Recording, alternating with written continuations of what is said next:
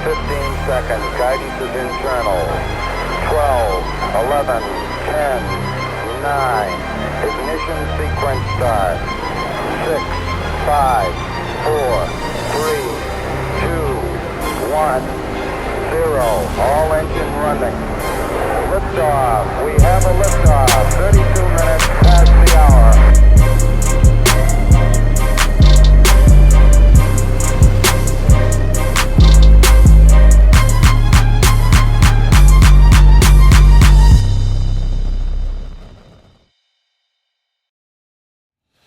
Hey, what's up, everybody? It's your boy, Mike Rashid. Party to our body. We have a very special guest. This is my brother, a star seed. This is the man, Kevin Gates. What's up, my bro? I'm beautiful right now. Thank you for having me. Man, thank you for blessing us with your presence, my brother. Listen, I don't know. Thank you for allowing me to be here. I'm sure you know this, but you illuminate the areas in which you enter. You know what I'm saying? I'm sure people have told you that before. I've heard it before, but we all do. Indeed. Because like I say, if it wasn't for the both of y'all coming together collectively and building what you have, like I say, it was the energy from it that made me say, you know what, I like this. It was the energy. What energy did you feel? It was psychokinetic. Okay. It was psychokinetic energy. Yeah. Like if you walk in a room and two people just had an argument, and nobody's saying anything, you could feel the stress. You could feel the tension in the room. The phrase, you could cut through the tension with a knife. With a knife, right. It's that type of energy, but let's say the reciprocal of that would be the positive energy. Right. It's certain things that you could pick up, you can grab, you can hear, and you even when a person talking, they could be saying the right thing, but they not saying the right thing. It's not. So words, I look at it like this. Our words are supposed to be a representation of our emotion, of our thoughts. You know, it's how we deliver it, right? This is the only way we know how to so far, right?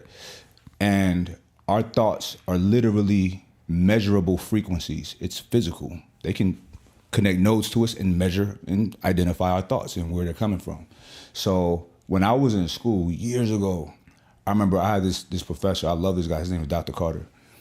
And he said that we live in a sea of energy and vibrations, just like fish live in water. Yes, they don't really realize it. Yes, sir. And he said exactly what you say. He said, you walk in a room and somebody's being negative and they could be talking about you. They shut up when you come in, you still feel it. You know what I'm saying? You feel uneasy. You know what I mean? So that's so true. That's so true. But listen, here's the thing. Like, I feel like, all right, if you look at like civilization, we're around 10,000 years of civilized living, right? So we've been, you know, we're getting wiser over time. You know what I mean? Scientists die. Whoever's next pick up where they left off, whatever kind of information. You know, there's certain sciences of the mind and of the heart that is not really taught and talked about. You know what I'm saying? Which is unfortunate. But I feel like when we're talking about these words, quantifying our thoughts and our feelings, there's other ways to do it without speaking, but we're not tapped into that. Speaking is very primitive. Language is primitive. Correct. Because the energy of language, energy is my first language. It's going to always be that. And the times that I didn't adhere to what my heart chakra or my inside, so to say, was telling me, people say your gut feeling. The times that I didn't adhere to those type of things, I always suffered the consequences. And through that suffering, that was a lesson. And the lesson learned was I need to pay more attention to me. Pay more attention to the energy. So now when I walk into a restaurant, do I like this energy here? No, I tip the waiter and leave. Right. That's just. What do you do to? How do you train yourself to be cognizant and of your energy?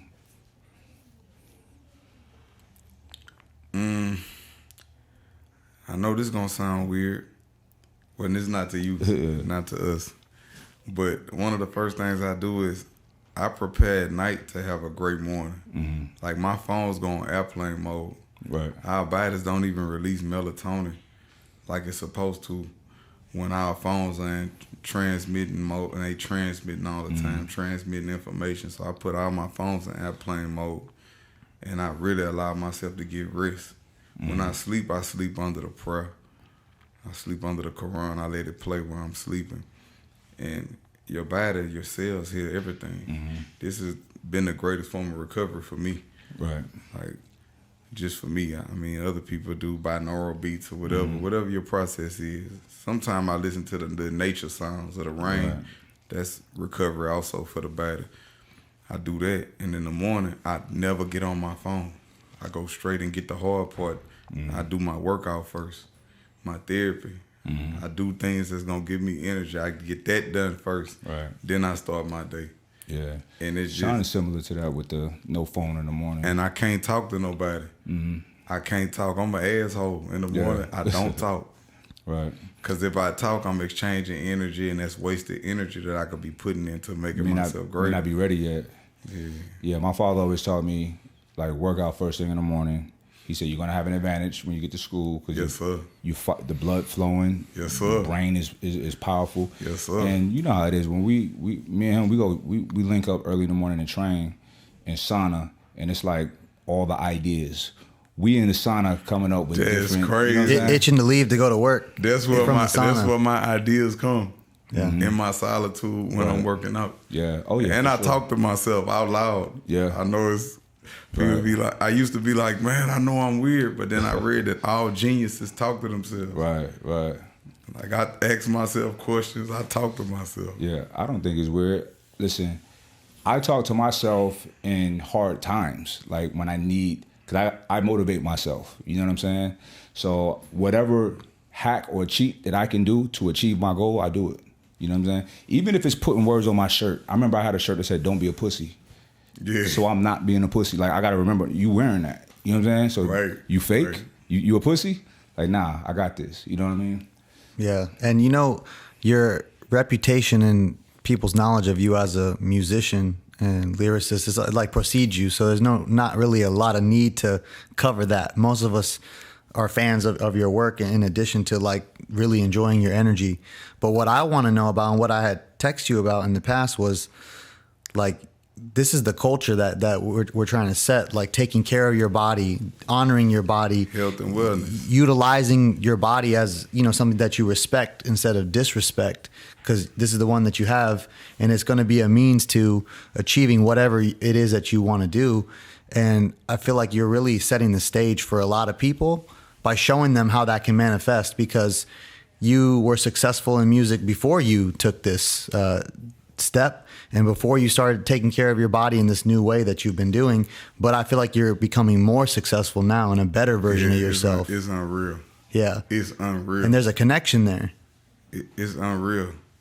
And at first it was just like, I love the music so much, I'm going to work out so I could be better on stage.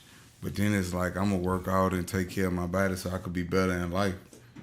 I mean, let me stop. I did get caught up in the looking at people on Instagram with the carved out abs and the ab itching, or the taking a bunch of pills to dehydrate their body and look like their abs always popping out all the time, camera ready. I was like, man, why my shit don't look like that? But I noticed when I'm on stage performing, my abs popped all out. It looked good. But then I'm like, man, I want to look like that all the time. I'm like, no, Kevin, you're going to be dehydrating your body. Yeah. I drink a gallon of water a day. Yeah. But you know what? How long have you been on your fitness journey? Maybe since 2018. Okay. But want to say serious about it, maybe the last 2 years I've been like dedicated. So look, so you a baby in that. Yeah. So you are going to get to a point to where your abs are always sticking out. Yeah, I can't wait. And being healthy and happy and not dehydrated. It's going to happen. I can't wait. Yeah. But it won't be from deprivation or exclusion. It'll be from just the layers and layers of work that you're putting in. Correct. I can't wait. Yeah. It compounds and gets better with time, with age. You know the older the body gets, the faster and stronger that it becomes. Bruh. I've been looking at these 70-year-old like monks that could do shit that kids can't do. Mm-hmm. Right. I mean, at 40 years old, I'm boxing against dudes 20, whooping it easy work. You know what I'm saying? Yeah, I done seen you. Easy work too. I done seen you. It was like, see, my thing is like this. It was like, I'm smarter than this guy.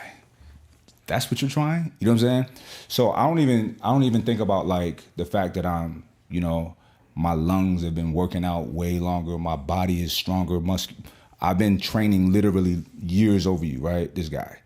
But I've been thinking way longer as well. You know what I'm saying? Yes, sir. And that's the cheat right there. That's the ultimate thing. And for me, I don't separate mind and body.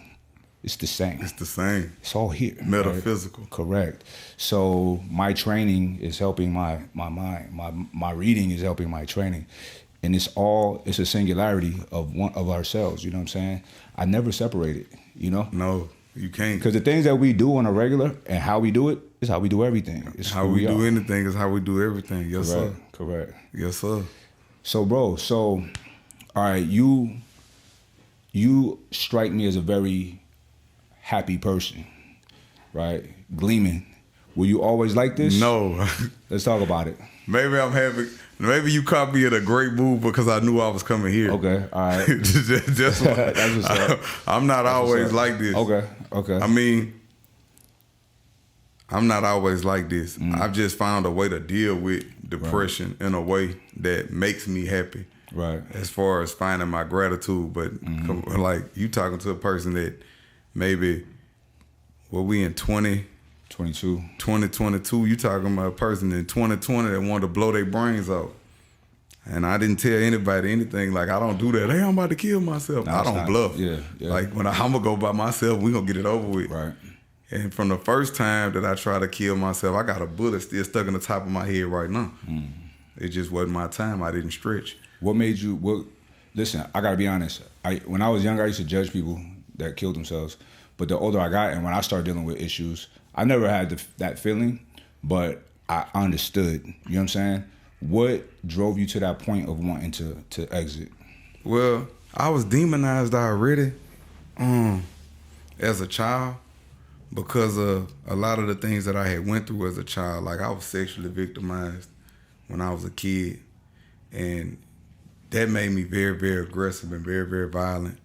And I took all these different type of martial arts and shit because I had a fear of being vulnerable, fear of being taken advantage of. I boxed. I did everything you could do. And I exhibited a lot of violence. But that came from fear. Like, even all of the killers that I sit down and talk with, most of them was sexually victimized when they was younger. And they just don't talk about it.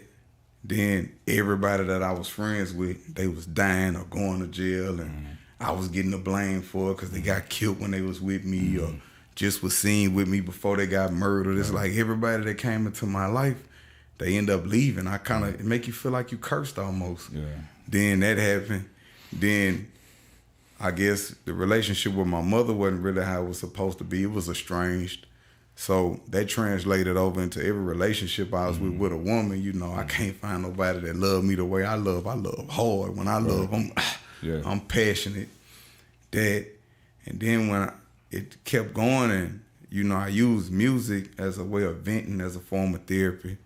But at the end of the day, I'm doing drugs. Music not making me really happy. It's just the way that I vent.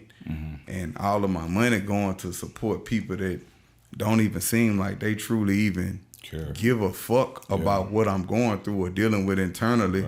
As long as the money coming, it just make you feel like a mule, like a like a workhorse. Like, I'm only as valuable as what I can do for the people around me at that time. And at that time, and then, thank you. You feel me? Thank you. Affirmations. Thank you. It made me feel like I was only as valuable as what I could do for the people around me at that time. And then after that went on, it's like you got people that when you're not doing what they want you to do or doing what it is that's appeasing to them, they start having a problem with you. They don't really love you and accept you for you. Because if I'm dealing with let's say if I got 3 or 4 wives, you know, y'all all supposed to love me for me, but I'm dealing with you. And you love me for me, so you say. But if I show this one more attention than all of y'all getting mad at one time, or let's say I got 3 or 4 homeboys, if I'm showing this one more attention than this one, you not saying that you upset, but I can feel the energy from it. You know, all of these different things, they playing a part on my psyche. Like, if I'm such a problem, hey, I remove myself because I'm not happy here anyway. And that was the point I had got to. If I'm such a problem, hey, look, I'm gone. Y'all gonna miss me when I'm gone because nobody's gonna keep it as real as me. And I just was fed up. I was tired. But I had an epiphany in that process where I disabled my Instagram for a year and a half. I spoke about it on another podcast because I was taking fitness serious at that time also. But it's just like nothing clicking, nothing working until I learned like how you say the mind and body connection when I learned to put my spirituality, even my mental process into my workouts. You know, like people be like, what's your form of prayer? Man, your form of worship could be when you working out. Indeed. That's meditation too. And I had to find my gratitude. Right. And I learned that comparison was the killer of all joy.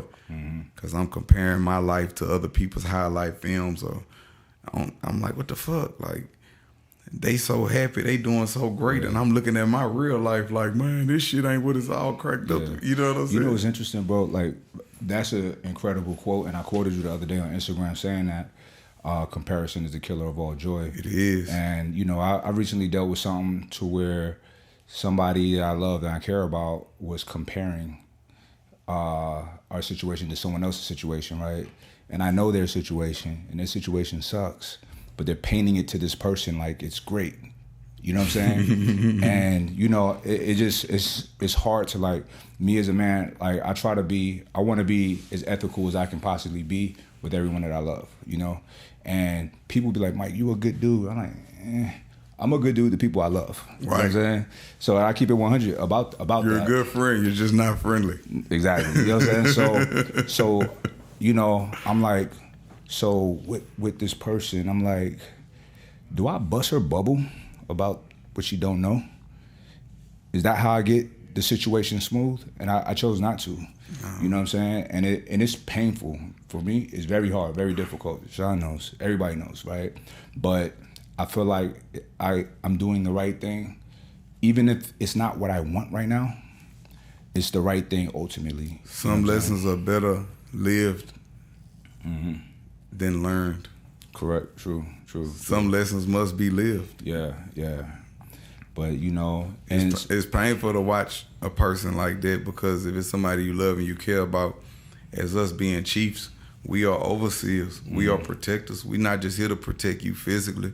We're here to protect you mentally and spiritually from the things that we see that you can't see. Correct. And sometimes it's painful to allow somebody to have to go through that. To bump their heads, but that's how they learn. Pain is the greatest motivator. Correct. And experience is the greatest teacher. And I'm having an epiphany right now. This is so necessary because this person needs to really learn what I'm trying to teach her. And she's gonna really learn by bumping her head. Like I've learned many things by bumping my head. After she bump her head, she gonna appreciate your fruitful teachings. She gonna appreciate being up under your tutelage. She gonna understand that your wisdom was worth more than gold and fine silver. Right. Because by wisdom, all things could be obtained. Right, like Solomon. Yeah. Right. So you said something earlier that I really can attest to, man. Like when I said at that time, what I was saying is this. Like, I have people I support as well, right? I'm probably not as much as you, but I have my people. And I noticed that a pattern. Some people will, will not use their resources wisely and run out fast. And they come right back. And then I got to a point where I'm like, just give me a couple days, and then I'm a piece of shit. I'm not nothing. It's like people, or I can't no more, I'm sorry. People forget about what you've done. They don't care. They need right now. What can you provide for me right now? And it's like, yo, I'm not obligated to provide anything. You know what I'm saying? But it's very hurtful. You know what I'm saying? But you being the beloved of your tribe, when the beloved is off location, one's return unto original form. So it's heartbreaking. Like, as for you, like, even this last time when I went to prison, it's the longest since 2018 that I've been on the streets at one time. And it was heartbreaking to see how the people so close to you,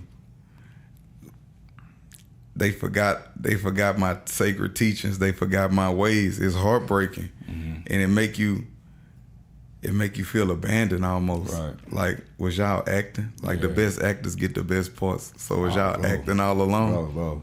Bro.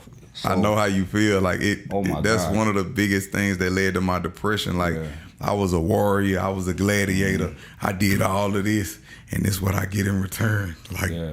Like this is what I get in return. Or you remove yourself from a situation, and the person's lifestyle is like, who are you? It always go back to shit. Yeah, it's wild. It always go back to shit because we just made it look easy. Yeah, and my thing is this, man. Like you, bro. I love hard. I love hard. Too hard. Like, you know I what I'm love saying? hard. Too hard, bro. So it's like, I love you. Things are different now, but I still, all of the things that I've done for you, mentally, spirit, whatever, I want to still benefit you. And sometimes it's like, it's just wash it off. And it's never an upgrade. It's always a downgrade. You know what I'm saying? I don't like that. Because we was the best it was ever going to get. That's true. Anybody that's in alignment with us, you're going to do good based on the energy. You can't go nowhere else and do the same thing and get the same results. I never say that. I don't want to say I never say it. I don't say that to them. I don't want that to be the incentive for you to stay. Correct. But you'll see. Correct. Go somewhere else. Bro, what the hell? We so aligned right now because I swear to God, like these are my sentiments exact. And when I'm communicating, it's certain things I just don't say. I want to, and it's certain things I know that I can say that can nudge you back, but I don't want to say these things because I feel like I'm being manipulative in nature. Correct. And I don't want it like that. I don't want to play a convincing game. Right. I don't want who don't want to be here. Right. I want you to want me. Correct. If you don't want to be under my administration, you don't want to want me. If you don't trust my teachings, my guidance, then I kind of don't want you around. Bro, please do me a favor. Demonstrate the thought. Stay far away from prison as possible. Of course. But far away from that place. I needed that. Okay. That was the best thing that ever could have happened to me. Okay. That was the best thing. What the last this last bid was the best thing that ever could have happened. Tell me about your day to day, and tell me about the reason I say it was the best thing that ever could have happened to me because I usually go to maximum security facilities, and this time I went from a maximum security facility to a minimum. And when I got to the minimum, I'm like, yeah, I'm about to be turned. Right. I know this bitch lit. I got there, it was like a witness protection program. It was just like a bunch of rats. And I was like, damn, like everything I do, it ain't no sense in doing that because y'all gonna tell on me. I mean, they had some solid stand-up guys there, but most of the people there was rats. Right. Like you in there with pedophiles, you in there with... Why'd they put you there? Because of my celebrity, my status, and then, to be honest, to trap me, because Larry Hoover left from a minimum security facility. He was at a minimum security facility, and it allows you to get lax. Yeah. And when I was there, like, I saw through the maze, and I didn't get lax. Right. And then they had me there with all of these it was minimum security. It was like everybody that didn't have that much time. I only had 33 months. Right. So it was a minimum security facility. This is my first time being there. But the beautiful thing is, I always been a bookworm. My book game serious, and then that's when I first did yoga for the first time. I tried yoga. And it was beautiful because it prepared me for society. It prepared me for reality. Like, if I can't benefit off of what you're doing, I'm going to tell on you. I'm going to get you in trouble. Right. You know, that's when I realized the game is not physical anymore. Yeah. It taught me how to play the game above the shoulders. Right. So I developed a diplomacy to where I'm more diplomatic in nature than I've ever been. You know, I just know how to just become whatever I'm in. I know how to adapt, and I know how to capitalize for me. And if it wasn't for this bid right here, I wouldn't have never developed the mental skills that I developed, because it's the way of the world. Like, the world is, everybody's rats. It's just how it goes now. Yeah. There's no honor anymore. There's no death before dishonor. You can get that out your head. You're right. And it's reasons for that, bro. But Question. So when you were there, did you already have in your mind, yo, I'm going to ascend, or? No, I thought I was gonna be lit. I'm like, man, I'm about to give me a hip. I'm about to be on it. I'm about to be turned. Yeah. You know, this bitch ain't nothing, man. I'm fucking around, give me a conjugal visit in this bitch. You know what I'm saying? I know they got some guards. And I'm thinking it's gonna be like that. Like this bitch gonna be loose. Mm-hmm. Man, I got there. It was like, no, this campus ran by internal affairs. Yeah. They monitor every phone call. Yeah. I went on lockdown because of a phone call I had. And I ain't even say nothing incriminating. Right. I just was on the phone. I was like, look, babe, I'm going to get off the phone. I'm about to go take care of this nation business. Mm-hmm. They was like, no, you're in a gang. They said I was a gang chief. Yeah. They just put all these, you know. Put filth on you. Yeah. I have a problem with people putting filth on people. So I had a situation I had to deal with. And initially, they tried to say that I was a leader of a gang, right? And unbeknownst to me, they do this to a lot of people. I've never been in a gang. Same. Never. Same. And people don't realize, even they tell them, like, oh, I'm in this, and they got it tatted on them, right? That's an additional 10 years, right? Enhancement. So you can have a 2-year burglary, you're doing 12 years, right? So I'm like, no. I'm like, no. There's certain things that I've encountered in my life I just would not accept. I didn't accept that, right? So I had to have a whole trial to prove that I'm not a gang leader. So they had to, and it was interesting, bro, because what they were trying to put on me, they did it easy. Just, yeah, he's in this, boom, right? So it's really on them to prove that I'm in the gang. But people don't even know that without reasonable suspicion, without any plausible deniability. Right. Here's the thing, though. You can fight it, but most people don't know that. You know what I'm saying? I was asking my lawyer, like, nah, I can't accept that. Like, nah, like, So I'm like, ask him if we can talk about this. Like, I don't know, you know what I'm saying? He said, whoa, we can't have a hearing. I said, all right, cool. It ran up my whole retainer. I had to pay him again, but it got me off of that, you know what I'm saying? And I was shocked because the gang detective knew nothing about street life, urban life. I'm like, why is he the guy? You know what I'm saying? He pulling pictures off Facebook with the squad, like, see? Like, nah, that's not, like, you know, I'm a reader as well. I research everything, and I research all these laws. And I'm like, okay, they just got to prove that I committed 2 felonies in the name of this gang. You know what I'm saying? There's none of that. You know what I'm saying? This is my first offense.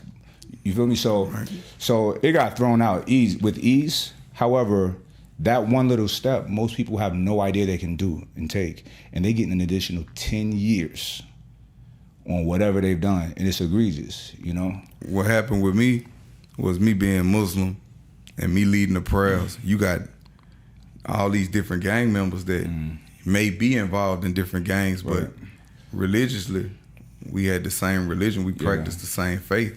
So I used to lead the prayers. We was all praying together.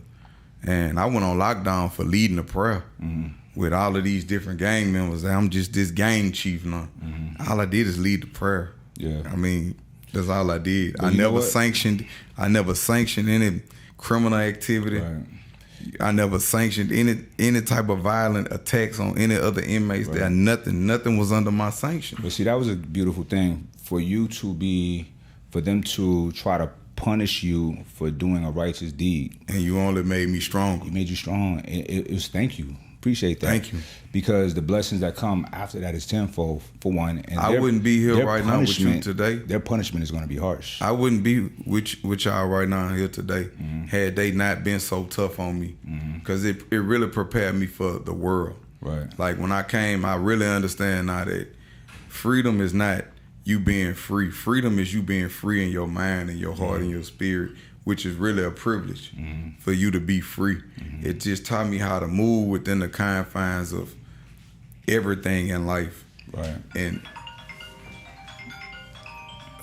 excuse me, it's on Do Not Disturb. I don't know what. They come through every now and then. Forgive me. Forgive me. I don't know. Forgive me. So not sorry. Forgive me. You good. But it really just taught me how to operate within the confines of society while being as free as possible.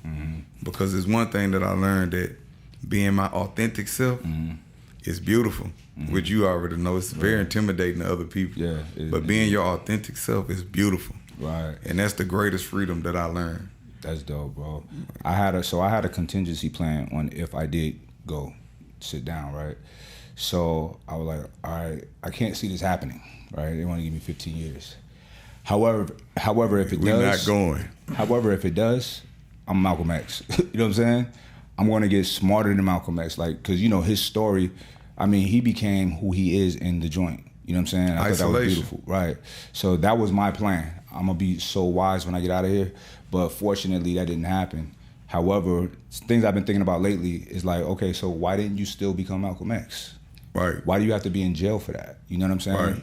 So I've literally been on like pushing myself back into my. So here's the thing, bro. Like I made street money most of my life. 2009, I lost everything. Right. 10 rebuilt myself legally. 2012, all the way up to now. Right. So listen, money is exciting and having things and having that kind of freedom. Right. So that has literally taken me off of my spiritual journey. Right. And I've been very just a staunch capitalist in every sense of the word, you know?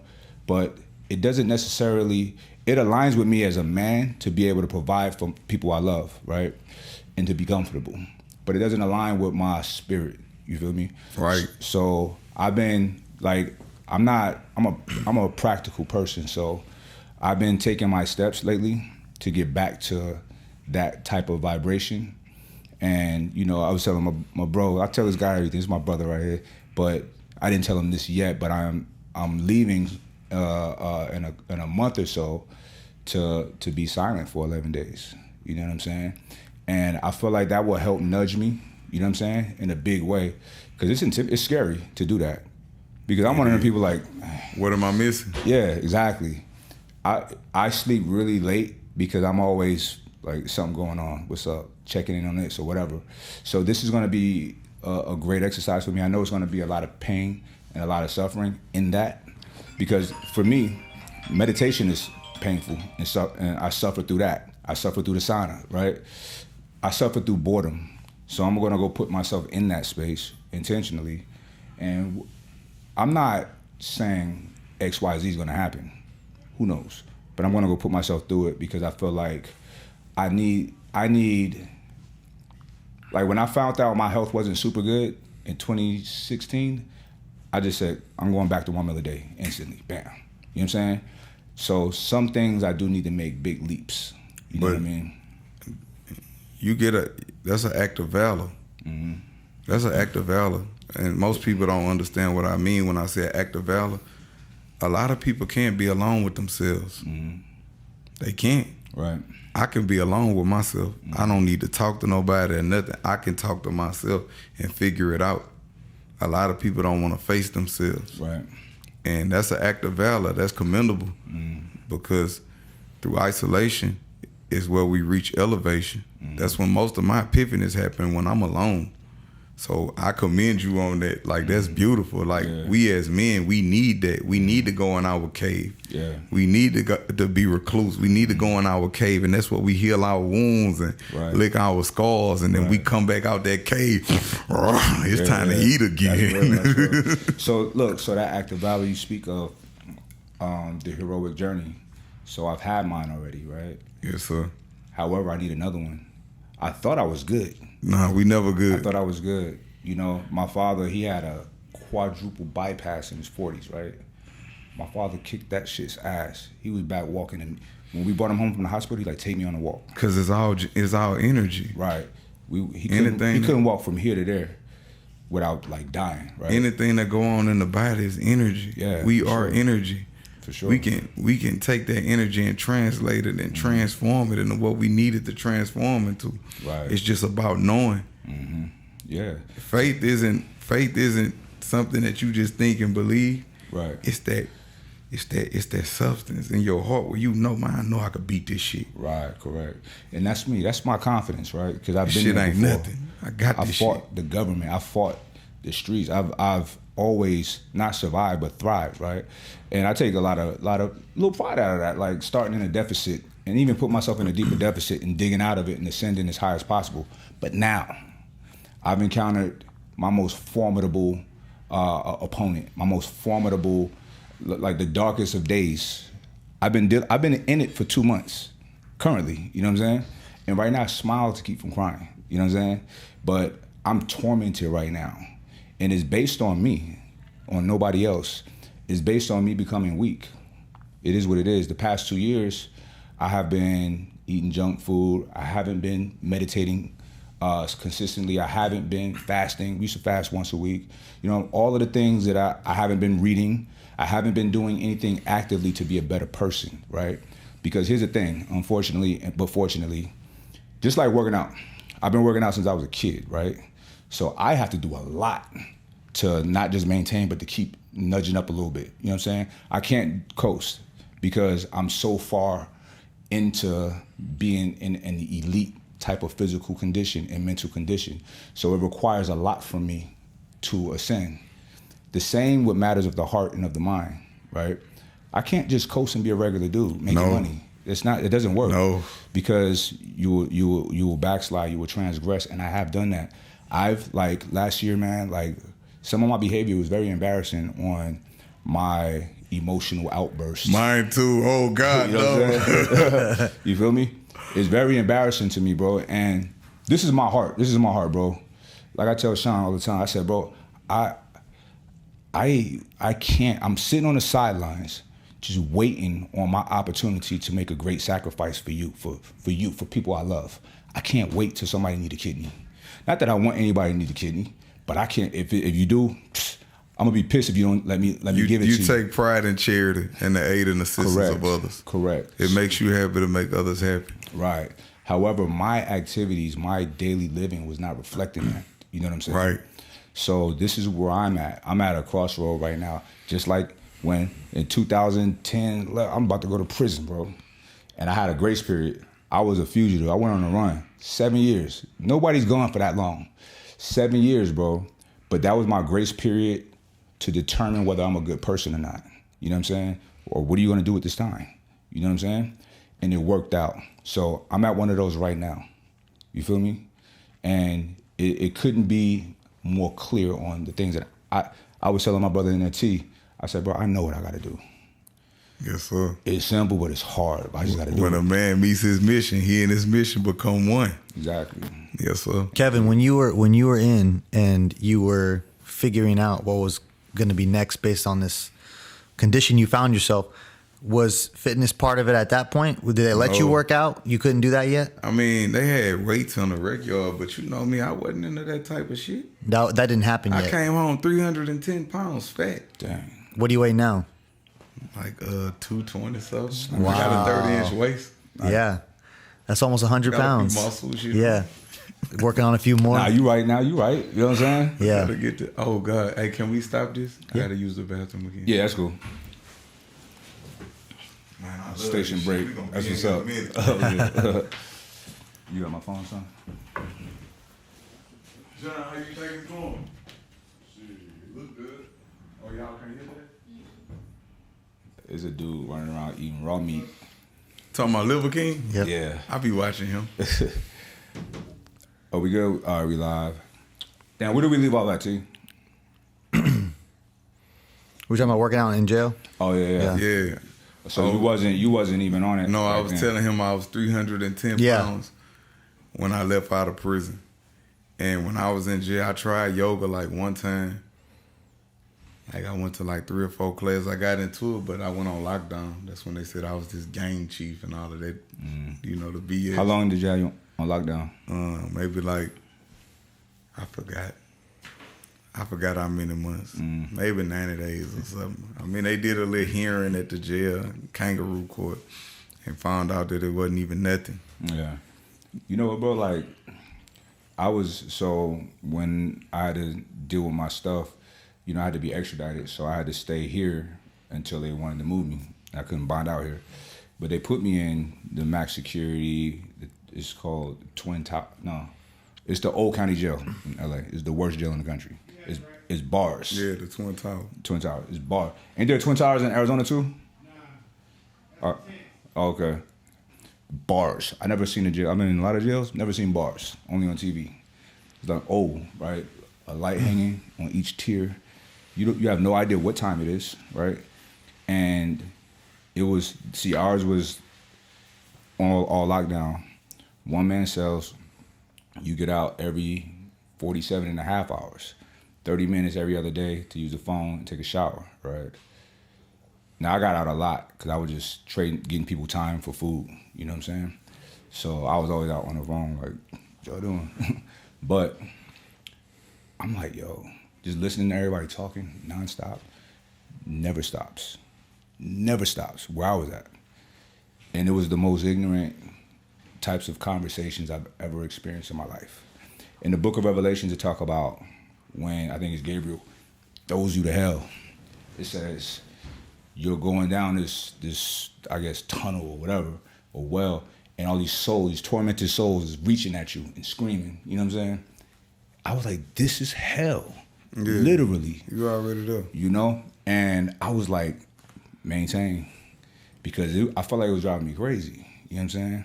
I had no desire to do a push-up, to do nothing. I was just sitting there sad, like mad, and just, why am I? But one thing I kept doing, though, everywhere they moved me, I was like, yo, I'm supposed to be here.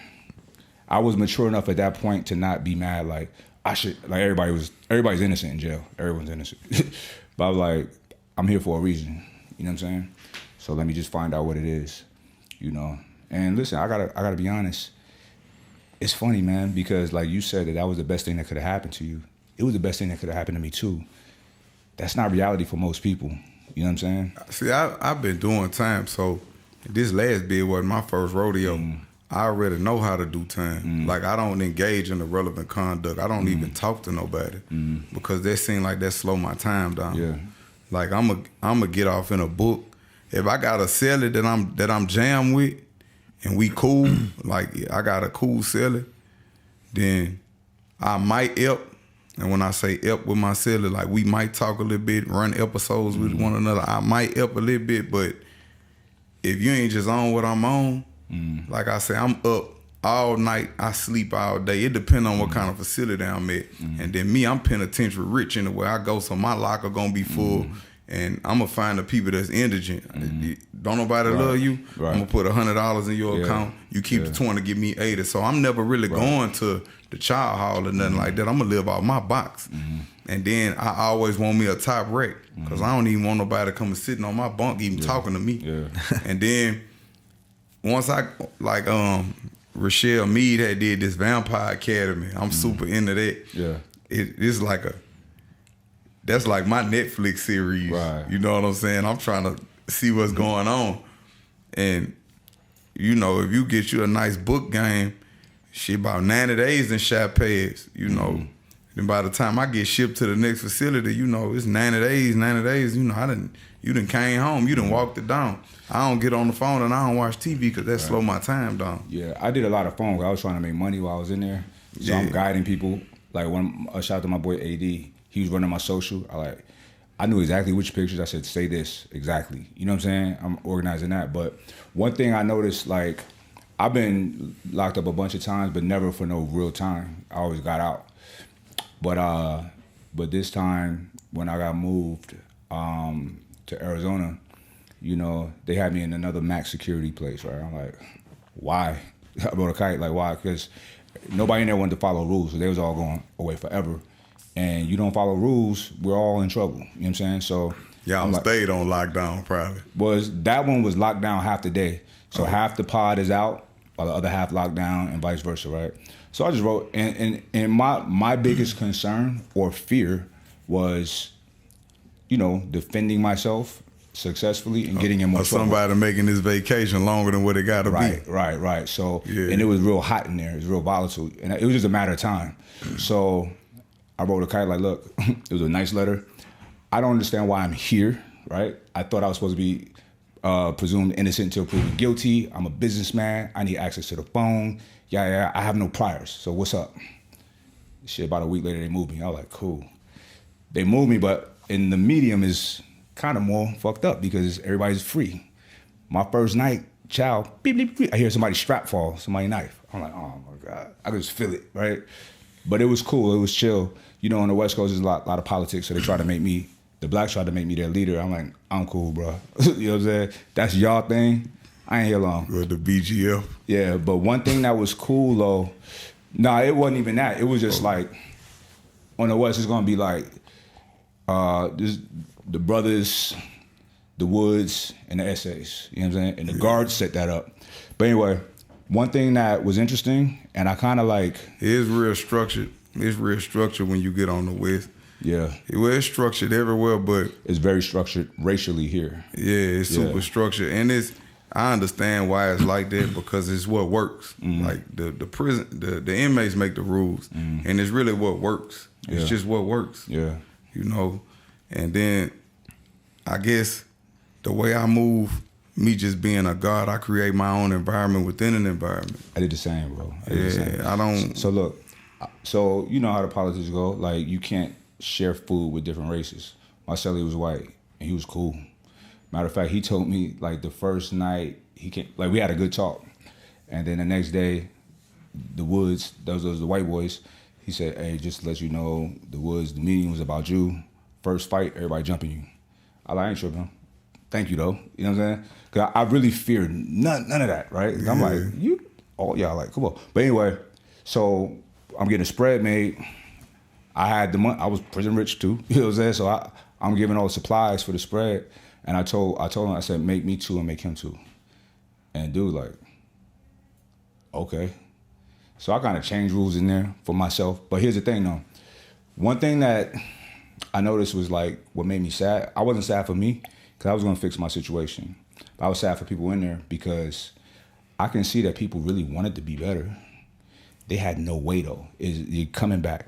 And everybody was talking to me. It was like, they seen, initially when I got in there, they looked at me like, oh shit. But then they seen a certain type of light about me because I wasn't on anything silly, right? So they asked me so many questions about fitness, about everything, you know what I'm saying? Life. And these are older people, 50 years old, you know what I'm saying? And I felt bad for them because I'm like, yo, these people need counselors, you know what I'm saying? They need somebody in there. And what I think would be an effective strategy to help people in prisons is to have other people that's not prisoners living amongst prisoners, you know what I'm saying? That look like them, talk like them, but they're not them, and they can kind of give them guidance and wisdom. Because I talked to a lot of people out of a lot of silly shit, and it was very low-level intellect, you know what I'm saying? But they don't even think like that, you know what I'm saying? So... in my mind and my heart, I feel like you gotta want to be better. If you don't want to be better, then you're not gonna ever achieve that. You gotta want it. And the reason I don't go around preaching to people because I'm gonna preach to you with my actions. What I utter with my mouth, my actions must prove. And the greatest teachers teach without speaking. And that's just always been my philosophy because I'm still learning. And one of my biggest lessons is I'm learning to love the stranger that was once myself. Like my mind don't even think prison because I've mastered that.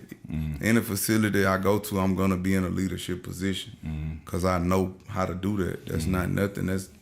That's child's play to me. The hardest thing is can you come out here from nothing and be greater than what you was before, legitimately. Like legitimately, can you legitimately be the greatest version of yourself? And it's so easy to revert back to old habits. Yeah. That's why I don't even, and it's crazy. I partner with a program they believe in anti-recidivism. That's like people that repeat offenders that keep going back because if you take a person out their natural habitat, you lock them up, then you put them back in the streets and tell them you don't have any rights. It's so easy to go back to what you knew before. Right. But my thing was I wanted to be greater. I wanted to be better. And the fortunate thing about it was I've been doing music for like 17 years. I felt cheated when I went to prison because I was nominated for the Grammys. But it just wasn't my time. Right. This time is going to be greater. Oh, yeah. See, if I'd have went on the Grammys that time with my shirt off, it wouldn't have looked good. See, this time they going to be like, oh, God, you know. So you came out 310 pounds. 310 pounds. What did you do next? That's because here's the thing. A lot of people watching this is going to be 310 pounds, 300 pounds. They're not going to be Kevin Gates, but they do need help. You know what really had got the weight off me? Huh? Jogging. Drinking water and jogging. Simple actions with like big 20 minutes outcomes. a day. Like 20 minutes of the first 10 minutes of an elevated heart rate, you burn sugar. The second 10 minutes of an elevated heart rate, you burn fat. And I used to do that twice a day just to get the weight down. And then I started doing push-ups, and I done had personal trainers and all of that shit, but that shit don't really work for real because they lying.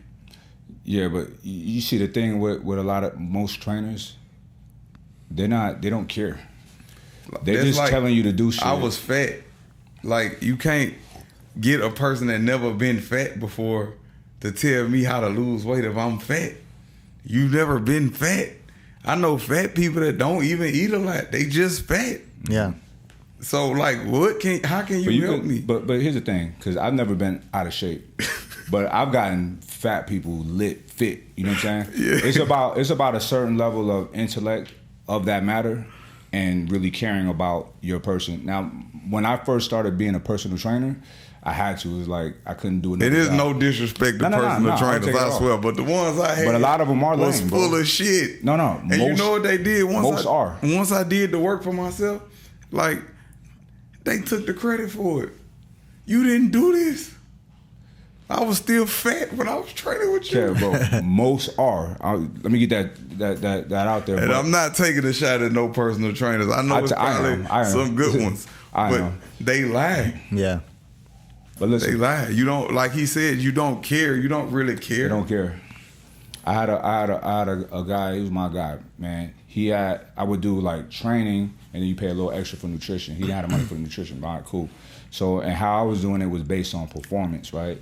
So, like your bench press, your squat, all of these markers I had. And as he got stronger, you know, his body fat was coming down, his muscle percentage was going up. Everything was moving the way it was supposed to move. So, he had to. This is about Karen. He had to, like. He told me one day, he's like, look, bro, man, I love training, but I'm trying to, like, buy my girl a ring, so I got to stop so I could save money. And we was getting such good progress, and he didn't know how to eat because we went to eat one time. He getting pasta. I'm like, bro, what are you doing? He said, what? That ain't healthy? He had no idea. So I said, all right. So I said, look, keep coming. You getting great results, bro. I don't want this to stop. Don't worry about paying me. And I didn't have it like that. You know what I'm saying? I needed every dollar, but I cared enough I really wanted him to make that sacrifice. Succeed, you know what I'm saying? And inadvertently, that helped me get more business because they see my clients looking good. You know what I'm saying? Yeah. So somebody that's gonna take that time out with you and really take that time out with you and let you know that it's not a race. Right. It's not a destination. It's a journey. It's your life. It's lifestyle. about feeling good. Like once I started taking yoga, like out here, it just took me to a whole nother level.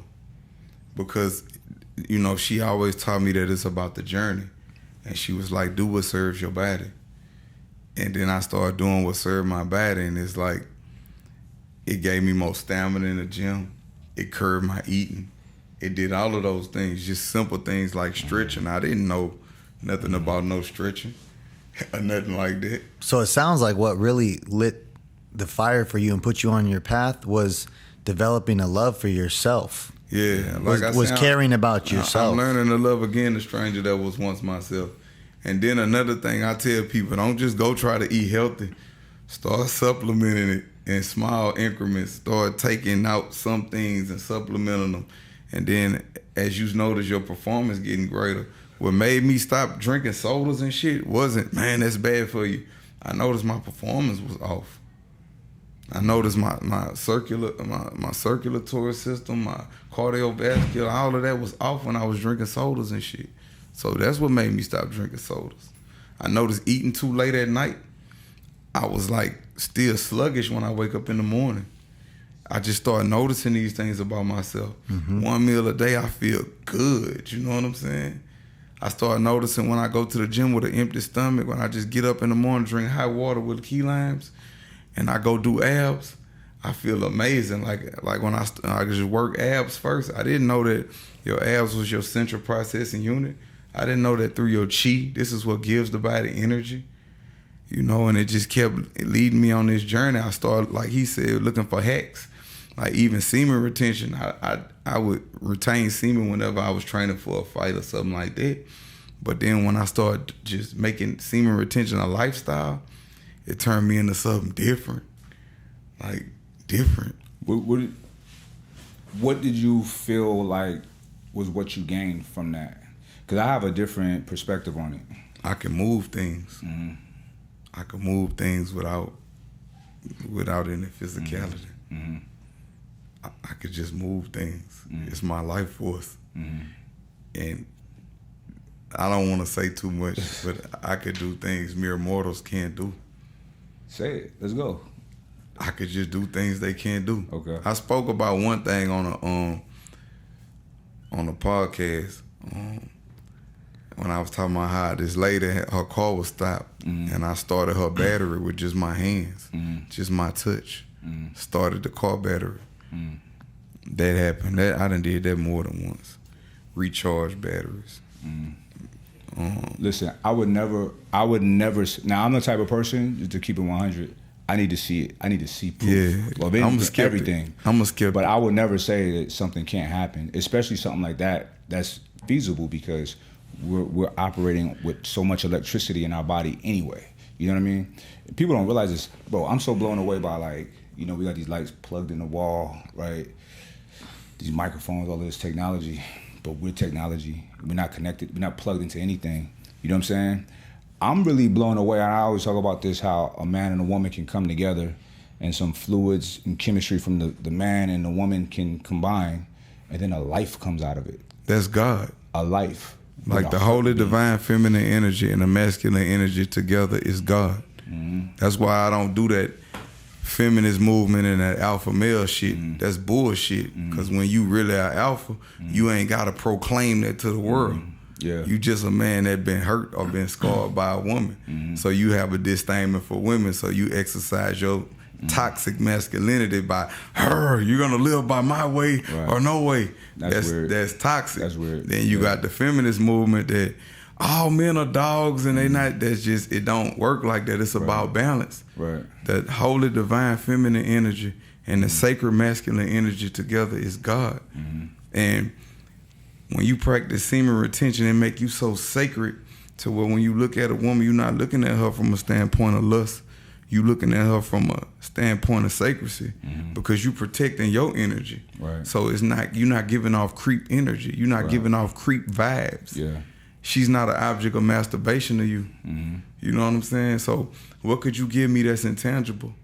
What's in your attic? What kind of wealth that could you give me that could feed my soul? Right. Because pussy is very prevalent in my life. I can have any woman I want. Listen, bro. You preach it to the choir, bro. That's what I'm saying. I look at women, and I was having a conversation with someone that I love yesterday, and I was saying, like, sometime, man, I was like, what's wrong with y'all? You are the vessel to life. Yeah. Every great man came through the womb of a woman. Yeah. But us, we was taught that God was just a man, King Dingaling, sitting on the throne. But I've entered. I can't believe I'd have said this once before, but I've entered the celestial courts through fasting. I ain't talking about no out of body experience, no astral projection. I ain't trying to be too spiritual, but I entered the celestial court and I saw the throne of God. It was a man and a woman. I was there. I was invited there. It was the holy divine feminine energy and the sacred masculine energy together as one. They govern the universe. Mother Earth, Father Sky. Did they communicate with you? They speak in a language that cannot be detected by ears. It can only be comprehended through the heart chakra. So listen. So I experienced one time. I entered a space in which I was in the presence of a friend of mine's father who had passed away. He was in perfect physical form, whatever his prime age was. And he gave a message to me for his son, my friend. He didn't say anything. And I don't know how I received that message. I don't know how he gave it to me, right? And I'm sure of that. And I called my guy immediately, right? And he was tripping out. Did I tell you about that?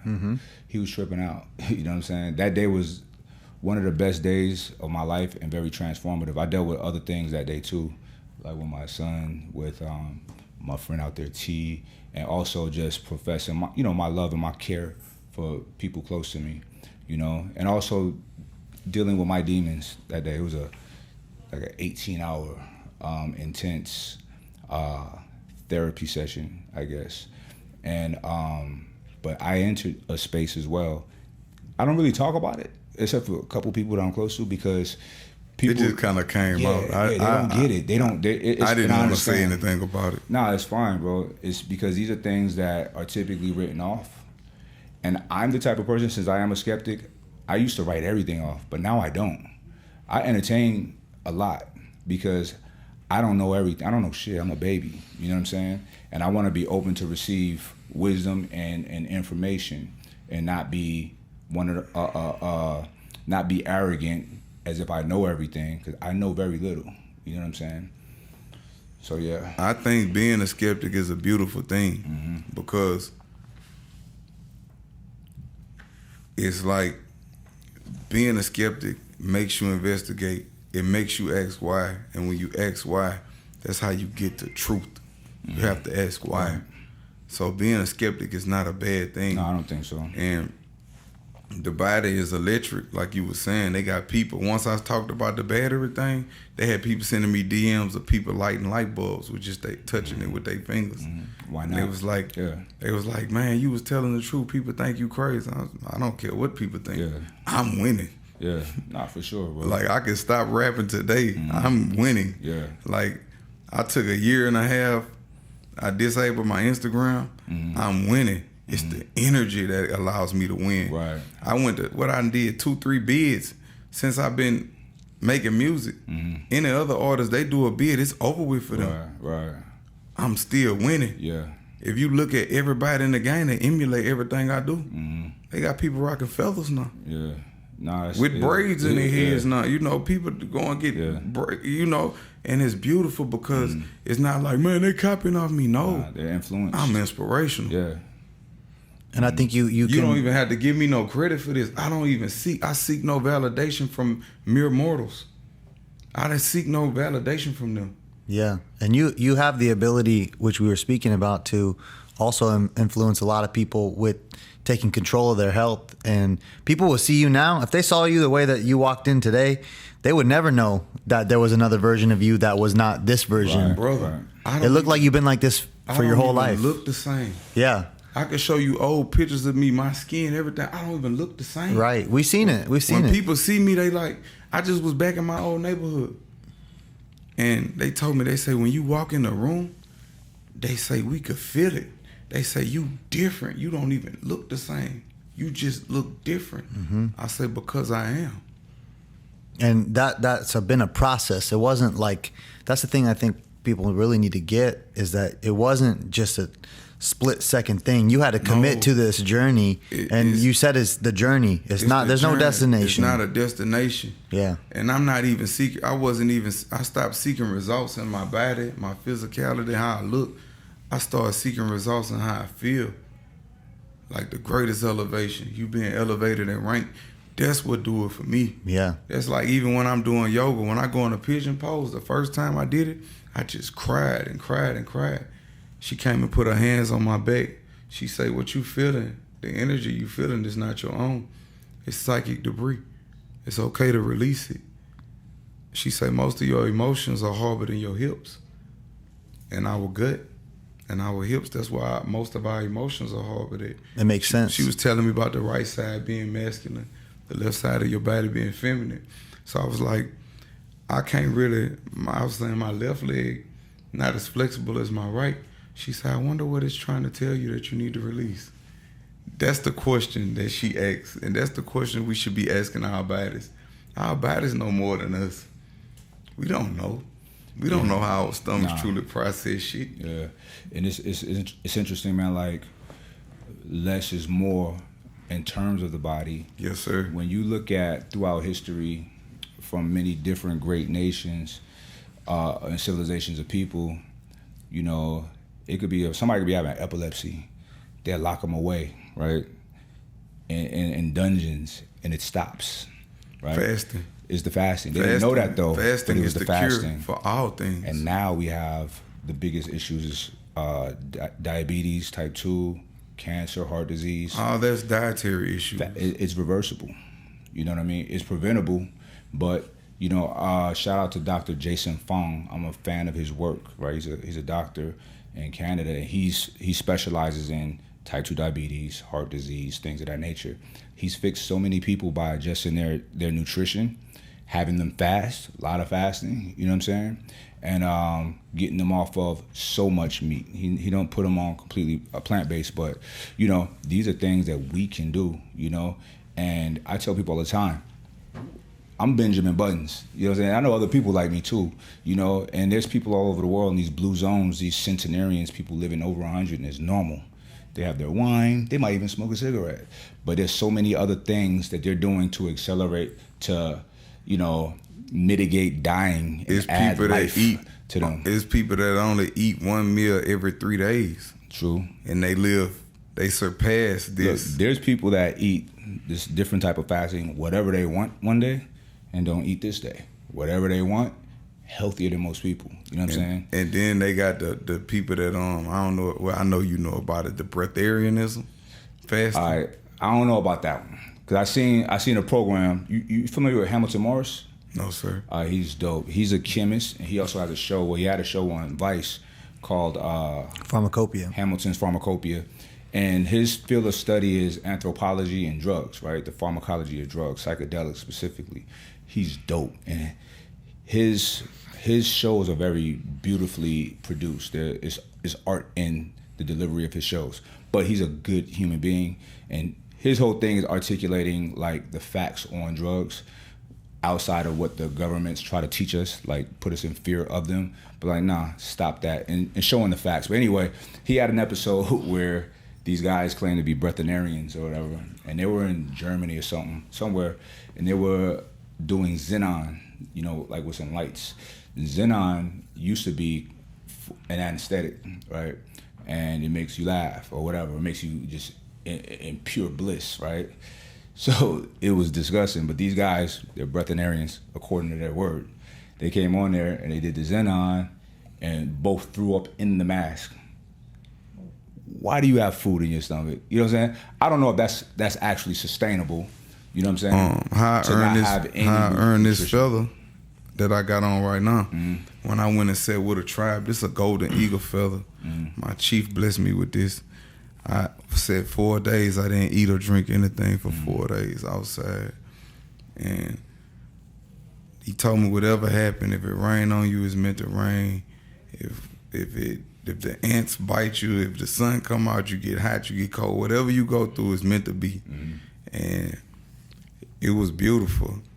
And I never feel more rejuvenated in my life. Mm-hmm. Everything I needed came out of the air. That's perfect. But let me not speak on a breatharian like I know what they are.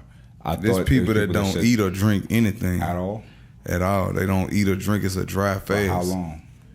I don't know how long they went. Okay. But the longest I ever went fast and just liquids was 42 days. Mm-hmm. That's just liquids, no food. Mm-hmm. And the longest I ever went... I believe in fasting, And the longest I ever went with no food or water was 8 days. I didn't eat or drink for 8 days. Right. That's the longest I ever been. Yeah.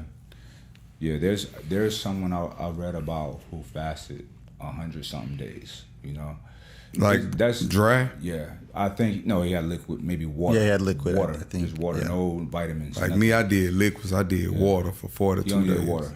So that's doable. He lost a lot of weight too. He was obese, morbidly obese.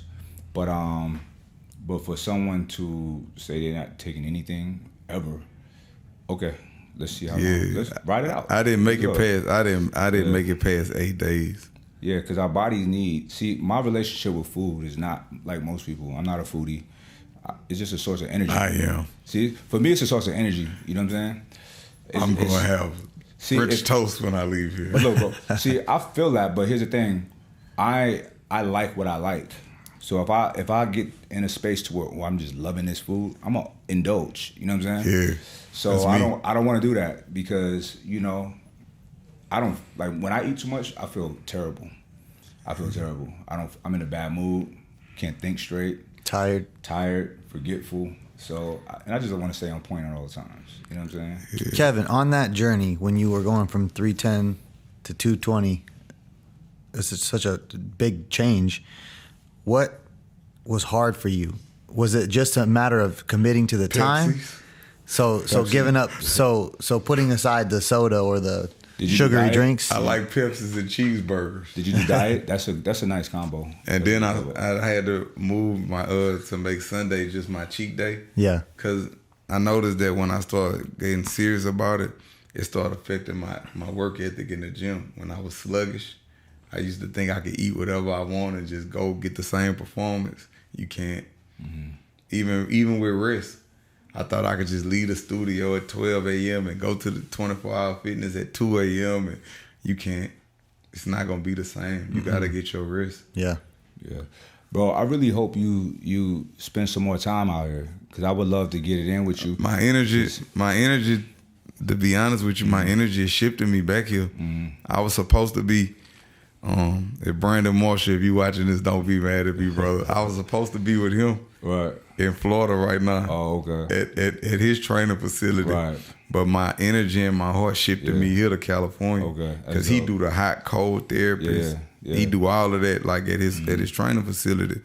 And it's like they do the mental, the physical. They like what we on. Right. I was like, man, I'm just going to go take a month retreat and record and just do this. But my energy shifted me here. Yeah. And I was like, you know what? It's something special here, bro. It is. But I want you to tap into certain things, like with the training, right? Because it's certain things, very measurable things, as far as like, I want to get you on certain lifts, right? I can't wait. Basic lifts, but doing them really good. I'm a baby. I'm an infant. Yeah, that's perfect. That's one thing about me. I enter every day as a child, as an white infant. Belt mentality. Yeah, because, I used to operate out of the ego. Mm-hmm. I used to really operate out of my ego. And one of the things I would do, like as far as me coming from the streets and having money, I used to tell people, man, I'm trap house sexy. I'm on the block sexy. Right. That was a defense. Yeah. Because, man, when somebody else take their shirt off, you know what I'm saying? And I got titties. No, you don't understand. I really had titties. I had breasts. I had titties. Like, I don't know if you know what that's like to be a man with breasts. That's the worst feeling in the world. Yeah. I was holding a baby. This what really made me just really get on my fitness journey. I was holding a baby, and the baby was leaning his head back like he was trying to suck my breast. No. And everybody saw it, and they was laughing, and like they ain't want to tell me what the baby was doing, but I was holding the baby because I'm talking. I'm like, yeah, man, old bitch ass nigga. And the baby, everybody's just laughing. Y'all not laughing at what I'm saying. Y'all laughing at me. Y'all laughing at Titty Man. Oh, damn, there it is. You can't have titties, bro. No. That's the worst. I was so insecure. I never wanted to take my shirt off. That's one of the things that did it. But it just, I want to be able to peel at any time. Yeah. I want to be able to peel at any time. I can see your soul, bro, and you're a pure person. But you're not just pure, you're an elite type of person. It doesn't make sense for you to be out of shape. Right. It's weird. That's a paradox. That ain't Big brother, right. Yeah. You don't understand. Like the insecurity that came with it, I had to have something with it to say. Yeah. Yeah, I got a big stomach. That mean I'm getting money. No. Right. That mean you're not disciplined. Yeah. Exactly. And it's like you don't, it's not about just the aesthetics of like, oh, I look good and I'm fit. It speaks to how you live your life. Mm-hmm. That's why it's not just a matter of having abs. It's a matter of how do you carry yourself and how do you conduct yourself in the presence of abundance? Do you overconsume? Are you gluttonous? Do you put the work in to maintain yourself? It speaks about you. That's like my younger cousin, she was telling me like, you supposed to have been a trillionaire already. No, I wasn't. I would have killed myself. I had no self-discipline. But she said you're supposed to be what? A trillionaire by now. Okay. You should be a trillionaire by now. No, I shouldn't. Mm-hmm. I wasn't ready. Mm-hmm. And I still might not be all the way ready. Right. No, that's a lot. Listen, I was having a conversation with these brothers in here, and they were saying like, you like a king. Like, you should be a king. I said, no, I should not. I should not be anybody's king. I'll be my own king. But I can't guarantee that I'm going to be a righteous king. Can I interject? Go ahead. but you are a king. And maybe when you said you couldn't be a king because you are something far greater, for kings govern men. Gods govern kings, men's, and universes. Right. Like if I get upset, the weather changes around me. See, I get that. What I was Like saying, literally, like when you in tune with the universe, or you get so mad, the picture's shaking. That's the energy that you're projecting. So it's kings. right? And it's a song Kanye West had. What's a king to a god? What's a god to a king? What's a god to a non-believer? Right. That was heavy. But yo, so peep this. So there's a guy. So you might be, I look at you as They were talking about they were talking about in hypothetical if society was that of monarchs versus democracies, right? And I was making a point that, society is ran by beta males. It has to be like that, right? Because very dominant men, it wouldn't be good. It'd be a lot of war. You know what I'm saying? And, it'll be a lot of Putins and Trumps and myself, and you know what I'm saying? And I might be offended. I ain't gonna lie. You feel me? I might be on some off with his head shit. You know I ain't gonna lie. I'm gonna be honest. I'm gonna be honest. Okay, what's up? Can I be honest? Absolutely. Putin a gangster. That's what I'm saying. That's what I'm Putin saying. a gangster. Bro, that's what I'm saying. I mean, I ain't one of them people that's gonna be politically correct. Yeah. He a gangster. Here either. We don't have to be. Here either. Yeah. Putin said, if anybody get in my business, I'm gonna show you something you ain't never seen in the history of your existence. And ain't nobody that got in his business. Yeah.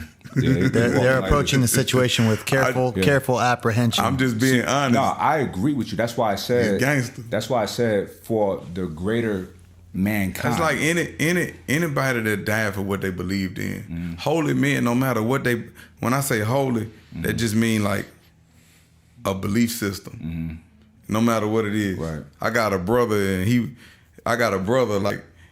white. Like this is like my brother. And like he believe in Odinism. Like he believe in the worshiping like through his ancestral lineage. Okay. And he was like, Kevin, you supposed to be worshiping your ancestors and all of that shit too. We ain't got the same ancestors. Fuck, look at us. Right. I said, I don't give a fuck. You my brother. I don't care what you do. Yeah. You can worship Satan. Right. I just love you. I don't care.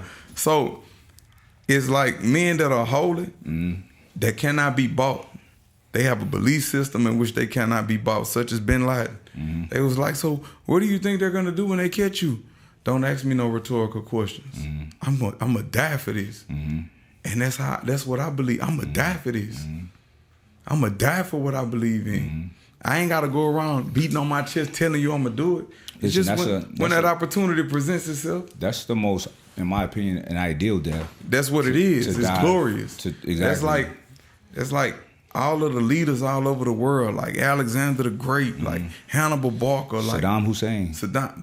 Nah, he's pussy. But no. Think about it, bro. He didn't know. He went out on his shield. No, he didn't. He went out defiant. He waved the white flag. Nah, they found them. They found them hiding, and he said, "They said, I'm the president." He said, "I'm the president of this spot." And then when they tried him on the stand, he's like, "Who are y'all to judge me? I'm Saddam Hussein." Uday and Qusay, they went out like monsters. But only because they had straps on them and they had a fighting chance. He got found. They found him, and I'm gonna tell you this too. This is something I know. So in the UAE, they were like, I hung out with the military cats out there. Now I like when he first said, "I was born in Iraq. I'm a dying." I love when he said that part. Look, they offered him, brother, come here. We'll get you situated. You live the rest of your life like a prince. Nobody will know you're here. He said, "No, I'm going down with my country." I respect that, bro. That's like I respect Muammar Gaddafi. You know, he's a real one. You know, them dudes died for what they believed in. See, I don't like how they did Gaddafi. I don't like it at all. You know, it's the way of the world. It is the way of the world. But it's a lot of things that happen it makes me sad. It's so unfair. You know what I'm saying? And it's so many positions and new facts that ain't real facts that exist now that are so unfair. So many people who... Now, here's the thing. So I was thinking about this when we went to Haiti. I'm like, yo, this is so fucked up. But then I was thinking like, but why is it like this though? Yeah. It can't just be because they're evil. You know what I'm saying? It's like, what got y'all into this situation? Because everything bad that happens to me, I got myself into that situation. You know what I'm saying? It may not be those people directly. Not adhering to the spiritual principles of our forefathers. Exactly. So we go against the teachings of our forefathers. Yeah. If I was to go against the teachings of my forefathers, may the flame of sword of my forefathers meet my neck. That's just how it need to be. When we get outside of our spiritual belief system and we adopt the ways of others, we suffer the same demise as those people that we adopt their ways, whoever they are. Right, that's true. And it's just what it is. It's just what it is. Right. But what's so beautiful is that throughout this maze, you got them chosen ones that could rise and just be great. And like I said, I'm not being great for the rest of the world. I'm not trying to be in no leadership position, which is happening. I'm not trying to do that. Right. But all I'm doing is teaching myself how to once love again, the stranger that was once myself. When people start loving themselves, the world changes. Because I see me in you. You see yourself in me. We see ourselves in each other because we love ourselves. We not just loving the people in our household. Right. So that's what make it beautiful. But like I say, back to that other shit, I respect gangster shit. Oh, 100%, bro. See, that's all right. So I know, I'm sure that you take. I root for the bad guy in the movie. I mean, I can't help it. Here's the thing: I love mafia movies. I take the bad guy out of the bad guy. It ain't bad to me. Thanos ain't bad. Bane ain't bad to me. I understand his position. You know what I'm saying? It's just who's telling the story. It's what he been through was what molded him into that person. What it is, I say I take an inclination towards bad guys because I'm a bad guy. People look at me like that, right? We've been labeled bad guys. Right, but here's the thing. I challenge these people, like, it's like, yo, I'm a bad guy to fucked up people. You know what I'm saying? But the people that judge and the people that are so-called normal, they don't have any moral compass. They commit barbaric, heinous acts in private. You just don't nobody know what you do in private. Listen, see, me, I'm transparent. I'm my authentic self. So 100%. I'm not worried about, like, with me, what you see is what you get. Right. It is what it is with me. Oh, yeah. You got people that judge people like us that point the finger, but the things that you do are barbaric in nature. But here's the thing, though. I had a conversation. This guy, I hate when guys try to virtue signal, especially in front of women. But this guy tried to do that to me. Well, I've never been in a fight, and I've never committed a crime. I've never been arrested. Saying all these never. And I said, look, bro. You ever seen that thing? A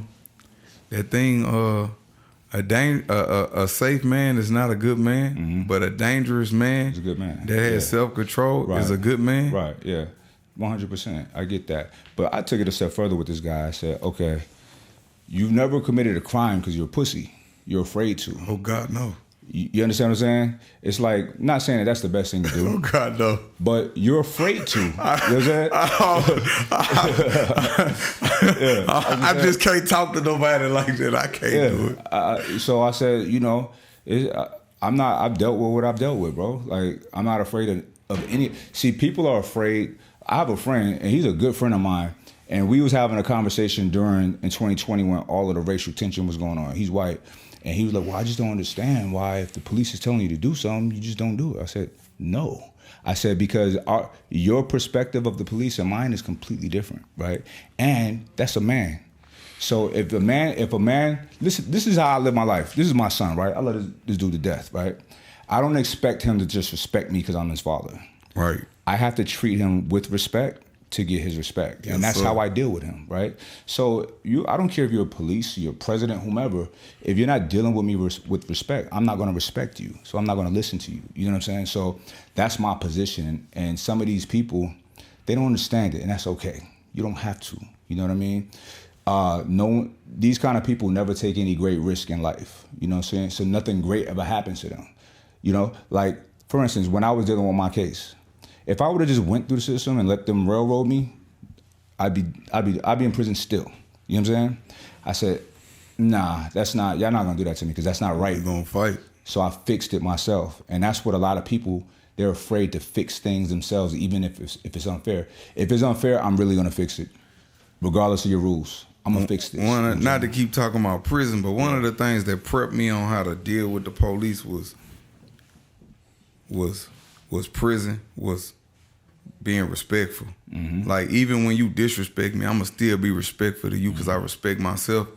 Right. And in turn, you seeing it, like, just me, yes sir, no sir. It melts them. It's just that respect, because you already dealing with this. You coming into an environment where, man, I'm the enemy, but this is my job. You know, that's how you feel. Like, it's us against them, and that's how they feel, is them against us.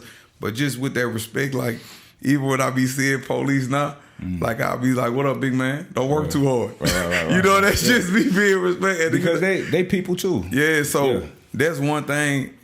It took that negative connotation off of that, like, really going through the system and dealing with police. And they always tell me, they be like, man, you really respectful. Like, even my journey now, they got police officers that stop me and tell me they proud of me. Like, I'm proud of what you became. Yeah. Like, they got sheriffs and police officers tell me, man, you the real deal. Like, I pull up all you out of background, check you and everything. You the real deal. That's dope. And I respect you. Yeah. Like, they respect me. They respect that I'm authentically myself and what I've been through. And see, I don't do all that jumping around, hooping and hollering and all that.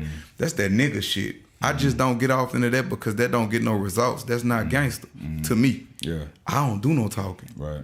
I'm an action person. Either we gonna take action or we not. Right. All that talking, that don't do nothing. It's so bizarre. Yeah, like, I don't do all that protesting and all that. Don't help you learn. Yeah. And then a lot of people, it's easy for them to attach themselves to a false cause. I don't do that. I've done that before in prison. I'll give you an illustration. Man, brother, they treating the blacks unfair. This was a long time ago, about 17, 18. They treating the blacks unfair. We gonna ride in this bitch. We not gonna let them feed us. See, when it was time to stand, when they came in there with the stun guns and shit, all the niggas went and got in their wrecks. Right. The niggas, they went and got in their wrecks. Right. It was me and maybe two other dudes and a Mexican. Right. Even the warden told me, I respect you. You need to start sticking with yourself.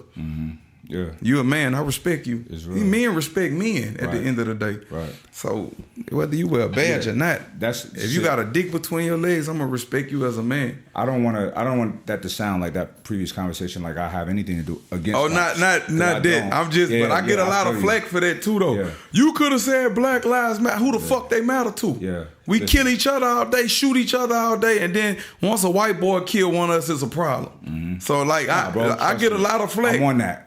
Like, they tell me, they be like, you could have posted something. Like, you can suck my dick. Yeah. I went out. Excuse me. No, you forgive me. I'm just so that's that's everything. Yeah, everything's fair game. Forgive me. I'm so that's So listen. So I went out to the protest out here. Right. First, I was out in Long Beach, just trying to help some of the homies. You know what I'm saying? Let this shit don't get looted. But then I'm out in LA, and listen. Maybe sometime I have lofty dreams, right? But my thing was like, yo, I don't want to see nobody out here trying to loot and fuck this up, right? And make us all look bad, right? However, so I'm out there just analyzing, right? Analyzing. I don't know what I'm going to do. I don't know what's happening. I'm just walking, chilling like one of my people.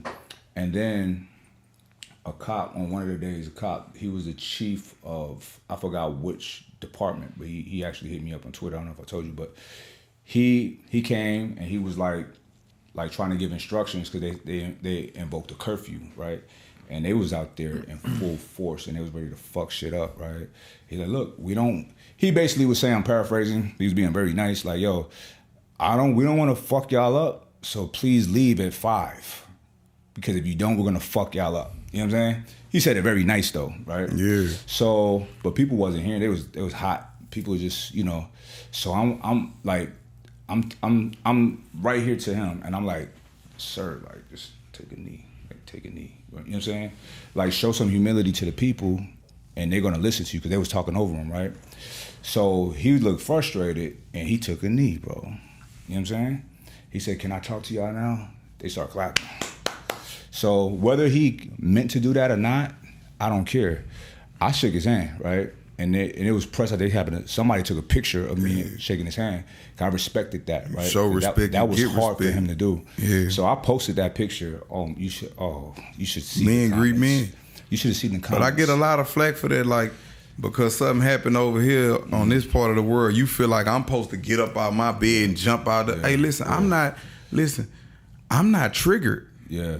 See, all that, you can't show me no graphic images and see me triggered. Right. Because I done been in the car with somebody who got their shit pushed out in my lap. So I'm not triggered by that. Right.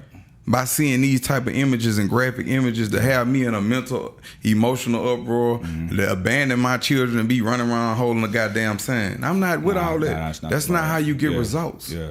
See, and it's interesting because I've never been to any kind of protest before, right? Yeah. And me going out there to observe, I was like, this is weird. It was a kid trying to rally people. We like, protesting on this street, on the next street, we killing each other 2 streets over. Yeah, they don't even deal with that. And I spoke on all of that, man. But here's the thing, like, I feel like the real ones just keep pushing forward with those right messages and standing firm in these positions, like what you're talking about, right? People, you can't just tell people what's what. They have to watch. They have to learn by, like, the best way to learn is by somebody doing it. Just example, you know what I'm saying? So I feel like collectively people's consciousness is rising little by little, you know what I'm saying, over time. Man, you have to engage with the world. You have to engage with the world. You can operate out of fear or you can operate out of love. When you choose to operate out of love, which I had to learn to do, that's like me sitting with you and he being more experienced and lifting weights and shit than me or working out than me. I don't get around this brother and say, you know what? I'm going to try to shit on him in my own way. I'm going to use my money. Bitch, I'm having a bag. No. I'm like, you know what? Hey, I'm going to use him for inspiration. I'm going to get my shoulders like Mike shit. You know what I'm saying? I'm going to get my traps like Mike. Like, I want to see what can I gain from this situation as opposed to letting my ego lead. Right. Like, I just had to learn how to kill my ego because I don't never want my ego to go before me. Right. I want to operate out of love. I don't never want to, which my ego was cool. It was there to keep me safe. Your ego made you a successful person, though. Thank you for being there for me, but right. I don't need you anymore, ego. Right. I got it from here. I'm going to operate out of love. Yeah. And I learned that most time that love is super intimidating. You see that up there? Yeah. You feel me? It's intimidating. I saw that when I first came, that love is my God. Yeah. Love is super intimidating because most people never receive real love. It's easier for somebody to get aggressive with us than it is for them to say, what happens when you hurt somebody you love? Or somebody you love hurt you? You hurt. Hurt people. True. Yeah. Yeah, it's interesting. Sean, can someone that loves someone else hurt them and still love them? I think so. Yeah, I think because if you're not capable, we just were speaking about this, if you're not capable of controlling your ego, it might get in the way of the decisions you wish you would have made when you reflect back on it. Right. So you got to be able to put it away and move with the person you want to be. That the ego is kind of like a protector of you and it's your advocate. It compiles nothing but data from everything that you ever went through in your life to keep you safe. Yeah. And that's like the first time I ever went on stage, I choked. I forgot all of my words. But I knew every word to every song. But when I got on stage, I forgot all my words. Yeah. That fear, that energy. And one thing I learned to do was just stop trying to be so perfect. I give you the good, the bad, and the ugly. Like I might have did something heroic, but you was like, I would tell you, hey, I was scared to death. Right. Even when I first get the mic and I go on stage, I could be feeling good, I'll tell them. Now, if the crowd's super big, I'll tell them, hey, y'all, hold on, give me a second. I'm so nervous. But they appreciate that. And by me putting it out there, that I'm nervous, and I'm facing it, and I'm embracing it, it gives me more power. It empowers me, and it empowers other people. Yeah. Because if you got greatness on the inside, you ought to share it with the world. Well, that's why even hearing you say, like, I had titties. I had, oh my God, I was not proud of myself. Not titty man. Yeah, hearing you say that, I think a lot of people can identify with that because they're saying, okay, he had to start from there. You don't understand. And he had to build from Sean, where he is. Bad. I had tits. He's busty. He's busty for a minute. Oh God, no. And I'll never forget that feeling because I get around other people that was in shape and try to make light of the discipline and the hard work that they put in. I get around other people and shit, I'm on the block 6 and nigga don't give a fuck. Work out for what? I don't nobody give a fuck about that shit. Yeah. Yeah, I do. I do give a fuck about that shit. stuff like that's pretty much always a defense Man, mechanism. the type of dick I'm giving my woman now, oh my God. It's out of this world. And I'm practicing semen retention. You got an inch taller and an inch longer when you lost the weight. Man, I've been blessed, but it's just different.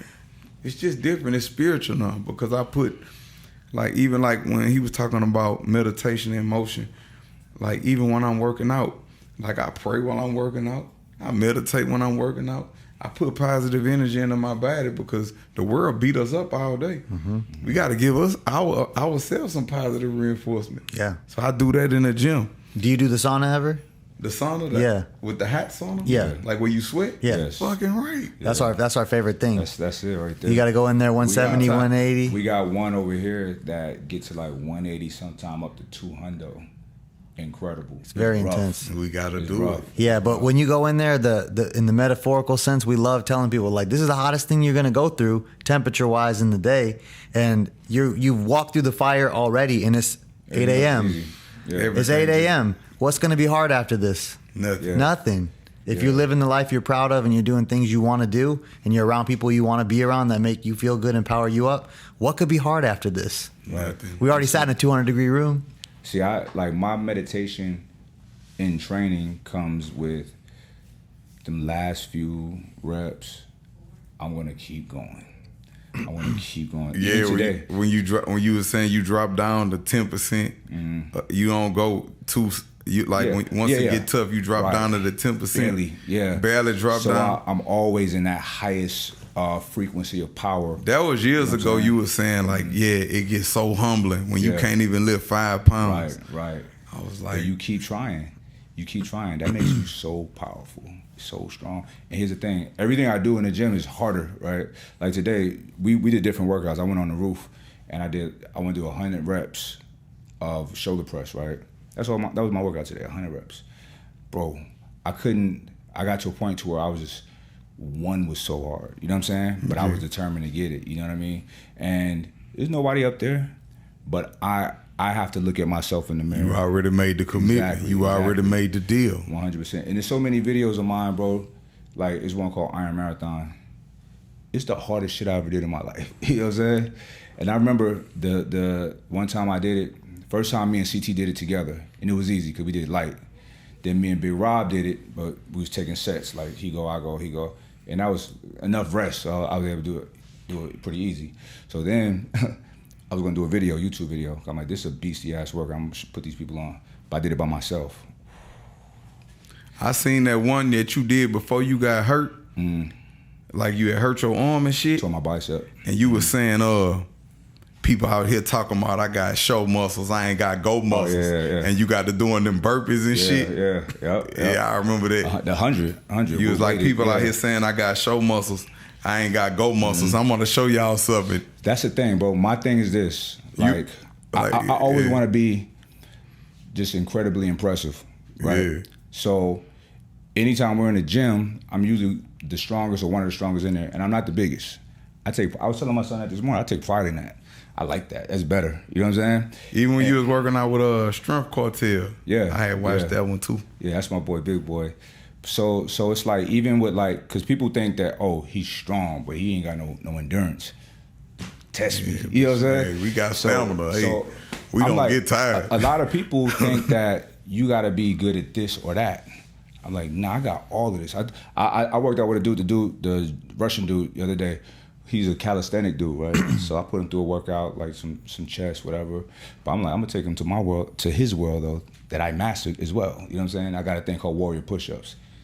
It's fucking hard. He couldn't do it. Talking about the ones where you go like something like the Indian push-up, but different. Yeah, but a whole bunch of shit. So I seen the one you did with Jim Jones and his partner. Oh yeah. Shout out to Jimmy. Matter of fact, when I lived in Miami, you live right here. He lived like right across the street. You know who else stayed by us? Huh? That dude Chris Herrera. Oh yeah. That's the homie. Yeah. He was right out there too. Yep. I did stuff with them too. See, I wish I could have been on working out, man. I wish I'd have started this journey then. You know what I'm saying? But the best time to start is now. I think this is a good time though, bro. This is a real good time. The best time to plant a tree was 20 years ago. The second best time is today. Right now. Yep, absolutely. That's it's right. good now, man, because we've aligned in a different type of way. You know what I'm saying? So, Cause then I ain't gonna lie, I was on some dumb shit. Like I'm in Miami. Me too. You know what I'm saying? So, everybody was. But now I think, at least for me, I could see it with you. Like we're in way more mature spaces. You know what I'm saying? And the frequency is just heavy and it's good and it's pure. And like I want you to be in our sauna sessions. We sharpening, workouts. we sharpening each other. It's beautiful, man. Right. Sharpen man is iron, sharpen iron. Mm-hmm. And I love it. Yeah. Like I don't have ego, so I'm receptive. Like I want the knowledge. Like give it to me. Here's the thing. We all have, we've been in such different paths in life and experience in life and have depth in our places in life to come together and just talk about these things. And also like we're training, we're working out, we're pushing our minds and our bodies. It's like what kind of growth is going to come out of this? You know what I'm saying? The possibilities are endless. And I think that's an important thing to touch on because a lot of people are wondering and asking, and I see it in comments and I see it, because we've been working on Ambrosia for the better part of the last decade. You saw when I posted like what Ambrosia is? Yep. And people are asking why would Kevin be with y'all? Like what's the motivation here? Why? The energy. I done tried every plant-based protein you can try. It's the energy. If it connects, it connects. If it doesn't, it doesn't. I had been on it before I even had told you that I was even taking it. Mm-hmm. And the reason being is because if I'm not a fan of something and it don't work for me, I'm not about to promote it to the public because guess what? I'm not living in my truth. The only way that I can elevate to the next level is to live in spirit and in truth. And that's even in our relationships. We got to be bone cold honest. And it's been super hard for me. But you got to, don't no man want to go to their woman and tell them, baby, I love you, but I'm not happy. I'm suffering in silence. I've been suffering in silence for years. I don't like. Have you had those conversations? I don't like the dynamic of this. Have you had that conversation? Always. Mm-hmm. Always. I'm not happy. Mm-hmm. And what's typically the result of that conversation? Adjustments? When you're dealing with somebody that love you for you and want you to be happy, you start doing things to make yourself happy. When you always living to please others, you're going to always be in a constant state of depression because you're never doing nothing for you. When you start doing things for you to make you happy, then you can make somebody else happy because you're happy. Right. Makes sense. And I think a lot of men don't have these conversations. No, they won't. Like they suffer in silence because I was one of those men. Especially being a provider, especially when you're a provider, because you taught that you gotta do this, you gotta do that, you don't. And I meet so many men in the gym that are depressed, and they tell me, "Man, Kevin, what did you do?" I tell them I started learning to love the stranger that was once myself. Mm-hmm. And I think if people don't know enough about you, that's where they got to start. Because if people are like, "Oh, what's Kevin got to do with fitness?" Is like, well, then you don't even know him. You don't know what he's really doing right now. And if they do, then they see that your intentions with this is like beyond the moment. It's like a part of your journey now. The fitness, fitness is a huge thing for you. It's spiritual for me because I'm gonna be honest with you, brother. Like to be health and wellness is spiritual for me because my vessel is my temple. This is my temple, and I gotta treat it with care, at least act like I care about it. I'm not gonna do everything perfect, but I'm gonna do the best because I do what make me feel good. Like really true, like feeling good. I ain't talking about no taking a drug I'm talking about something that's making me feel good. My body let me know. I pay attention to my body. There's certain foods that I eat make me sick to my stomach now. Make me want to throw up. I just can't do it. Yeah, I've gotten so to the point to where there's certain things I just won't eat. You know what I mean? It's funny because I never ate bad really until I sat still. And I only ate commissary food. You know what I'm saying? Because that was that made me feel free, kind of. Noodles. You know what I'm saying? Noodles and Reese's Pieces. Milky Ways. You know what I'm saying? And Snickers, all kind of. Yeah. cup noodles and the little beef meat packs and all kind of shit. Oh my God. Coffee with sugar. You know what I'm saying? Story of my life. I'm a coffee connoisseur. Story of my life. Yeah, so I lost discipline with my nutrition after that. I was like, I could eat this. I'm still cool. But nah, that ain't cool. You know what I'm saying? No. But it destroys your mind. And that's what people don't understand. Like, our stomachs and our your brain, emotions. Yeah, it's connected, you know? And it's connected in ways that we don't even understand yet. Listen, think about it. Think about 100 years ago what we knew. Not very much compared to what we know now. Think about what we'll know in 100 years. You know what I'm saying? So we have to be kind to ourselves. You know what I mean? And listen, less is more. Less is more. Less is more. It is. Less is more, you know?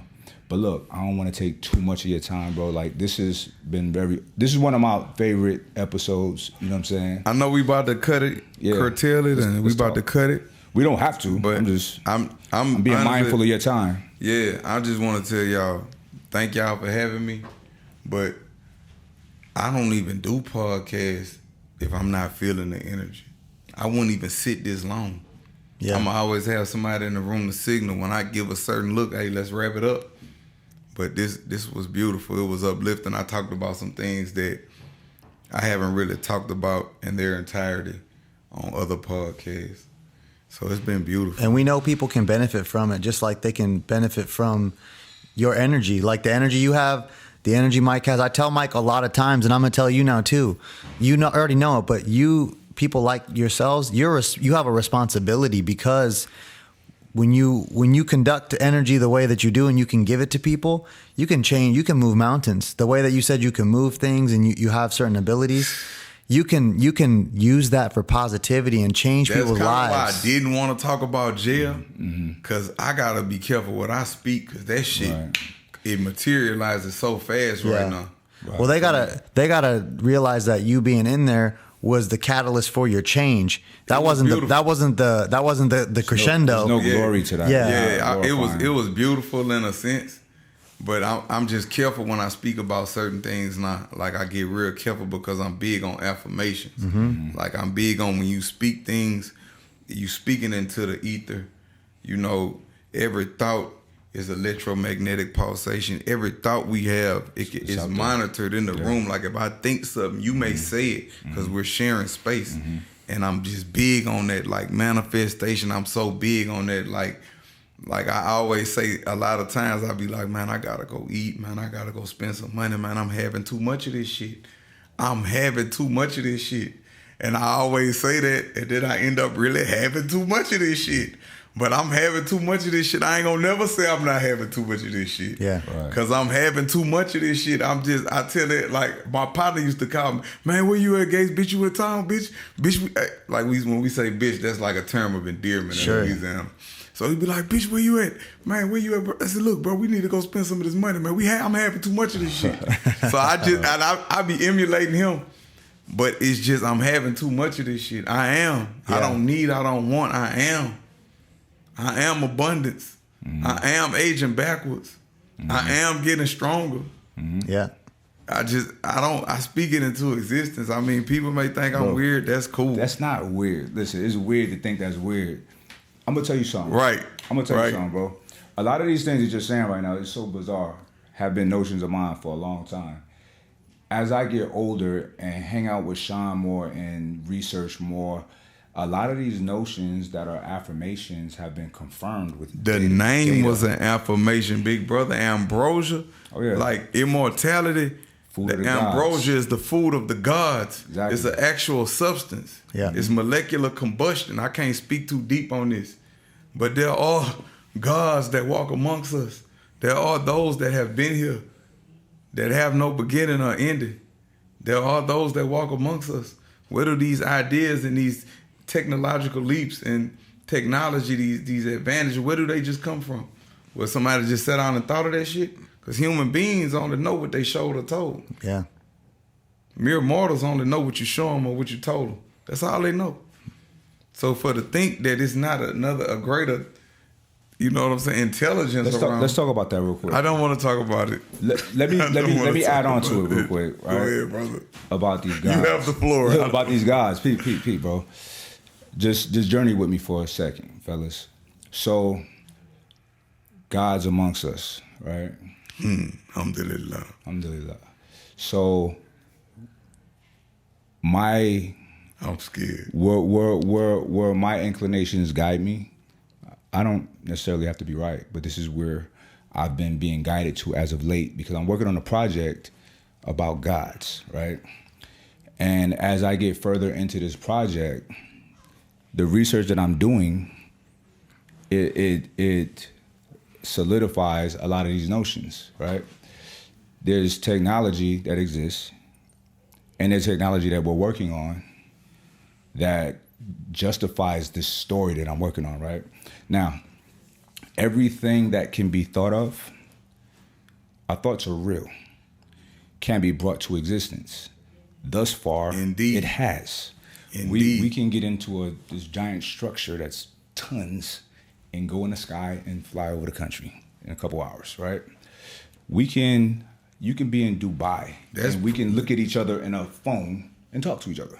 That's primitive in nature compared to the Hyperloop. Okay, no, for sure. Because or the it Higgs takes boson. 4 hours in the Hyperloop, but it take 4 hours on the plane, but it take 2 hours on the Hyperloop. Right. If not, we had Concords 20, 30 years ago that can get to Europe in an hour. So this was commercial. You know what I'm saying? So there's technology. The possibilities are endless. Right now, a God. Are you familiar with Fermi paradox? No, sir. Okay, so they have this notion. Scientists have this notion of there being three types of a Kardashev scale, three types of civilizations. Type 1, which we're closest to, is a civilization that can harness all of the resources or energy of its planet, right? We're close to that, but we're not there. They say 100 years out, right? Which by nature will, over time, that time will shorten up because technology advances faster and faster each year. Now, type 2 is a people who can harness all of the energy from their star. So this structure right here is called a Dyson sphere. It's a network of satellites that will cover a sun, right? And we would just, our nerds in the computer labs, harness that energy for whatever, right? Very powerful people. Then there's type 3, who would be considered gods. This is not like science fiction. This is from actual physicists, right?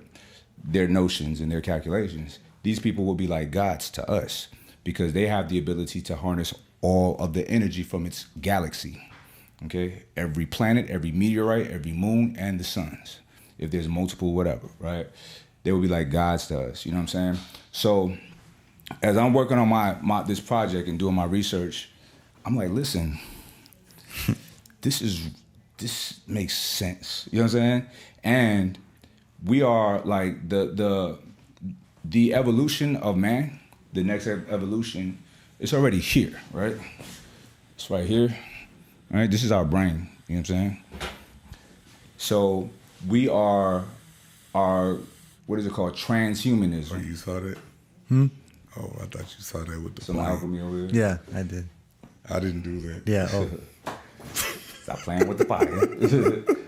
So Pete, I'm gonna wrap this up, but the gods are literally amongst us. You know what I'm saying? And have been. There's some people that we all have, like, let's say the word education, right? The root word is educe, to bring out what's already within, right? It's nothing you could really teach us because it's in us. I was about to ask you that. Do you think you could be a god and not know it, and then some things happen that let you know that this is what it is? I think so. Like your whole life, you could have just been looking for your match. Mm-hmm. Like, I ain't never met nobody. I done met people similar, but I ain't met nobody that could really just do what I could do. But I done met people that was gifted like me, but they might have had another type of gift. Right. So you just been looking for your match your whole existence. And then when you finally, like, you might have been a god, but not even knew that you was dead. I don't know if a god once reaching that state. I'm not saying. No, y'all hear you. I'm not saying me. But I feel like one that is of that God status might not realize it and his God frequency or energy is emitting without them realizing that's what it is, and it just happened to be benefiting people in such in mass. You know what I'm saying? Yeah. Because we don't. I'm scared to talk to this dude. I'm listen, ready bro, to go. We don't adorn ourselves. We don't adorn ourselves with greatness. Yeah, because it feels kind of wrong. It is. It's cheap. It feels wrong, like when you say, like the dude Zerskis, he was like, I'm the God King. Right. Like, not really. Yeah. But war, it confirms every truth and exposes every lie. Correct. And Leonidas showed you that you're not really what you proclaim to be. Right. 100%. Like I said, I can do things that regular people can't do. Yeah, so I feel like that one, whoever is elevated to that status, we talk about it after they're gone. You know what I'm saying? You know, we adorn them in due time. I don't think humans are on a level to accept that kind of adoration and still be alive and living, because we'll be. We would worship them as the creator. Worship them, and they would probably enjoy it. So think about the Greek and Roman gods. Unless they knew. But to beware the friend with the flattering lips, because the end thereof is bitterness. If you flattering me all the time, you trying to rock me to sleep. Correct, right. And think about this. Think about how petty the description of gods are from a standpoint of like the Roman Greco positions, or even some modern obedience authority religions, whereas God needs your prayers. I need your prayers. I am jealous. Giving them energy. I'm jealous. Like, nah, you shouldn't be jealous. I don't want a jealous God. Yeah, I don't want that guy. I don't want a God that can have him. That's above any of these that's human most gracious, most merciful. Exactly. So there's been a lot of misinformation, miseducation, and there could be faulty gods that are not really on that level. Because we got to think about this. I want to end it, but I'm going to say this. The Kemetic mystery system was a 20-year educational process, right? Where scholars from all over the world came to learn, in Mali and Kemet and Ghana, right? No one from outside of the region has ever did 20 years. Socrates did 8. That was one of the highest, right? And they all wrote and complained, these Egyptians won't give us the knowledge. You know what I'm saying? No, you just got to stay here, right? So since then, the Greeks have sacked the church, the universities and libraries. They burnt them to the ground, right? We live off of a Greco system of society, which works, kind of, right? But they're limited to that 8 years of education, not that full 20. You feel me? It's less than half. And everything we talk about, Zeus, Jesus, whatever, is all from a limited source of information. You know what I'm saying? So we might be dealing with just a lower level breakdown or manifestation of people's understanding of divinity, you know? Right. So I agree. Yeah, when you get to talking that other shit, I don't want to talk about that kind of stuff. This type of stuff scares me. That's one thing I know for sure is that the journey is going to continue on with Kevin Gates and with Ambrosia, and we're honored to walk with you and to work together in spreading this word. I'm honored to walk with you also, but like I said, I done seen some things that just make me look at life totally different. Right. And I'm big on the energy I get behind certain names. I'll never forget, I walked in the vitamin shop and tried it. First time I just was in the vitamin shop in Atlanta, I tried it. I said, let me try this shit. Instantly, my body responded to it. Instantly. I didn't even try the pre-workout. There's I a didn't try protein. none of that. I just a protein shake. I said, man, instantly my body just responded to it. Then I happened upon that. I was like, man, I fuck with this shit. Instantly, because I was like, I used to drink like a Bang every now and then. I drink a Bang, but I had to drink too much water. If you don't drink enough water with it, you'll get a urinary tract infection because of just the caffeine and all of that shit. So I used to want something that was gonna make me go. Mm-hmm. So there's no disrespect to Bang. I don't have nothing against them. I'm not saying nothing against them, but I wanted something that was more cleaner energy. Mm-hmm. That made me feel good, no crash. Yeah, you could take the kinetics and go to sleep afterwards. If that's what you're trying to do, and that's the thing about products that are designed with purpose and intention, energy drinks, that are in a can and food drug mass availability, you can only spend a little bit of money to make those things because most of the cost is moving around liquids. So they can't spend as much to make a product that's really designed to work with your body.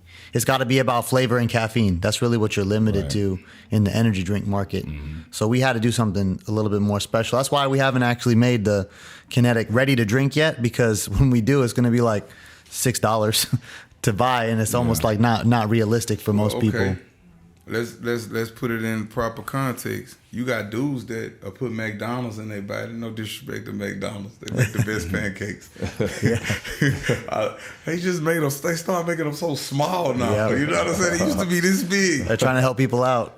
I guess. Yeah. It's all the perspective. Yeah. But it was like you got dudes that'll go buy Louis Vuitton and all the expensive shit to put on their body. Right. Put garbage in. Put bullshit in their body. And cheap. I want to put designer shit in my body. Yeah. Mm-hmm. And that's what we're doing. Yeah. That's what when you see a bad bitch, she can have on some Fashion Nova and pull a $10 billion gag. Yeah. Right. And a pair of $30 outfit. And a $10 outfit. She done got a guy worth $10 billion. Yeah. The same, and I would wish that people could experience what you just said in the literal sense, where people are like, oh, that bag, that watch, et cetera, is not worth that money. But it is when you compare it. When you hold it up next to the cheaper version of it, it is worth that money. Right. It has something about it. And when you eat that way too, when you consume products or eat food that is of that sort, you can feel the difference. You can attest to this. We know dudes that lift weights and they super swole, they got all the muscles, but you could look at their pores and shit and tell that they got trash in their veins and in their muscles. Their body just exudes trash. The way they smell is... They're dropping dead left and right now. They look cardiovascular problems. You could look great. Their hearts are destroyed. Their livers are destroyed. Yeah. Kidneys are destroyed. They're dropping dead. This is a lot. It's happening a lot right now.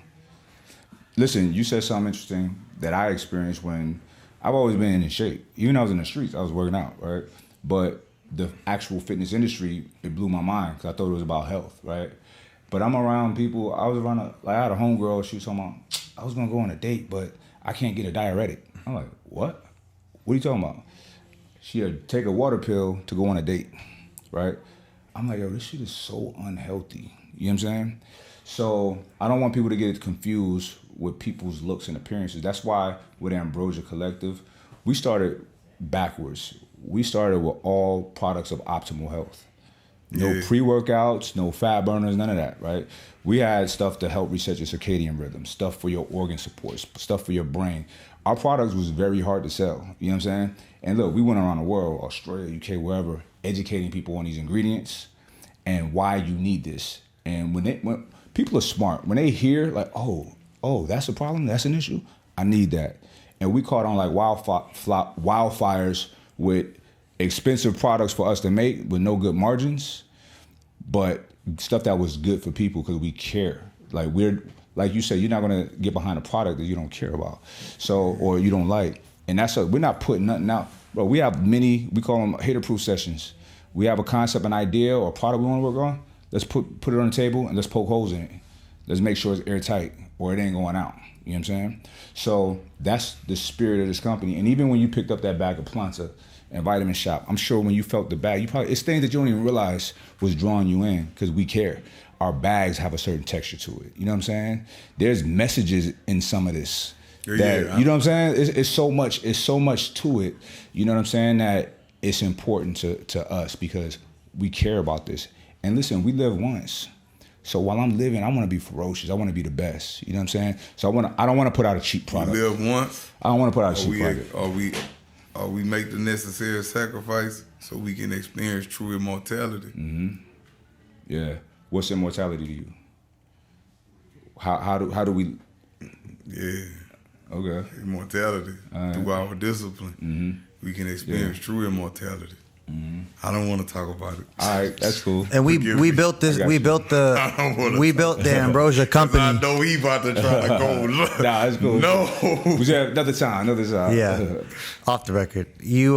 We built the company the same way as you were talking about how you decided to transform yourself, which was with health in mind first. Like, you can only decide that you're trying to chase a set of abs for so long. When you really get attached to feeling how you want to feel and living a life like you want to live, I want to feel. Yeah, that's what it really matters, and that's why we didn't make a pre-workout first. We made the products for your brain, for your eyes, for your heart, your liver, your lungs, to take care of and rejuvenate your body. And it's so easy because you're getting it in one scoop or one dosage. Yeah. Like, say if I wanted to help my lungs, I had to go take mullein. If I wanted to help for my liver, I had to take milk thistle. My kidneys, I had to take dandelion. Because I'm a nerd. I read on all this shit. If I want to reheal the brain, I'm taking lion's mane, cordyceps mushrooms for energy, reishi, turkey. I'm taking all these different things. And it's convenient when you got somebody that say, you know what, we're going to only deal with the best forms because we got a moral compass. We got integrity. So this is what we're going to do. We're going to go get the best of the best, and we're going to put it in one little scoop. It simplify everything. Yeah. See, nectar is so funny. A lot of people have to walk with a big medicine kit with all these pills. We got that in one thing. Right. And it tastes good. You know what I'm saying? So we trying to make it easy for people to be healthy. It tastes good. Yeah. It's incredible. And it goes great with tequila. Which is the healthiest alcohol. Yeah. And it's going to be a pleasure to see where this journey is going to take us, to continue to walk on this mission of bringing ancient wisdom with modern methods. That's one of our slogans that we have, our mantras, is that we're trying to bring these ideas that they're not, some of them is not new. They've been around for a long time, but people haven't had access to them and haven't had someone who cared enough to say, no. It's not about the quick fix. It's about these products, ingredients, and lifestyle that's going to get you where you're trying to go. No instant gratification. Right. It's a journey. Yeah. And longevity. And for people to really recalibrate their lives to where this is sustainable forever. You know what I'm saying? And 'cause I want to be 80 at the sauna still. I want to be 80 at the sauna. Forever. Bench pressing. Make sure you put that forever in there. Exactly. Because everything is regenerative. Every cell rejuvenates. Indeed. And you gotta think about it, man. Like, it's all here already. Everything that's ever been here has already been here, right? Like, we come from this planet. We go back into this planet to go into the fauna, to the plants, right? We're being used, like we're using everything that we have access to, right? That's why when I leave this shell, no casket, wrap like a nice little, some silk, put me in the rainforest somewhere. You know what I'm saying? Let my body go of use to this planet. You know what I'm saying? So it's all recycled. It's here. We're on this little ball, spinning, rotating, fast as hell through space. All self, like everything generates itself right here. Fascinating. It's crazy. And I love it. We're a part of the earth it all. Was here long before us, and she'll be here long after we leave. But see, we ain't never leaving. We're here. We've been here. As long as Mother Earth is here, we here. And if something happens, we go somewhere else. Because that's what happens in space. Stars are born from other stars dying, and some chemicals from this star and this star. Oh, come here. And then a whole new solar system is born. You know what I'm saying? Hey, now you talking. It's crazy. It's fascinating. Everything is always here. Beautiful. My brain about to ooze out my ears. Yeah. But yo, Kevin, my brother, it was definitely an honor and a pleasure. It was an honor and a pleasure talking to you. Straight up. I just try not to get too deep because I get lost. It's cool, bro. There's no loss. We all on a journey. We're all on a journey. And me personally, I like going into these dark spaces of discovery. You know what I'm saying? And figuring it out. Let's figure it out. You know, somebody else is doing it. Why can't we? Right. Yeah. I'm with it. All right. The journey continues. The journey continues. Forever. Forever. We out here, y'all. Peace.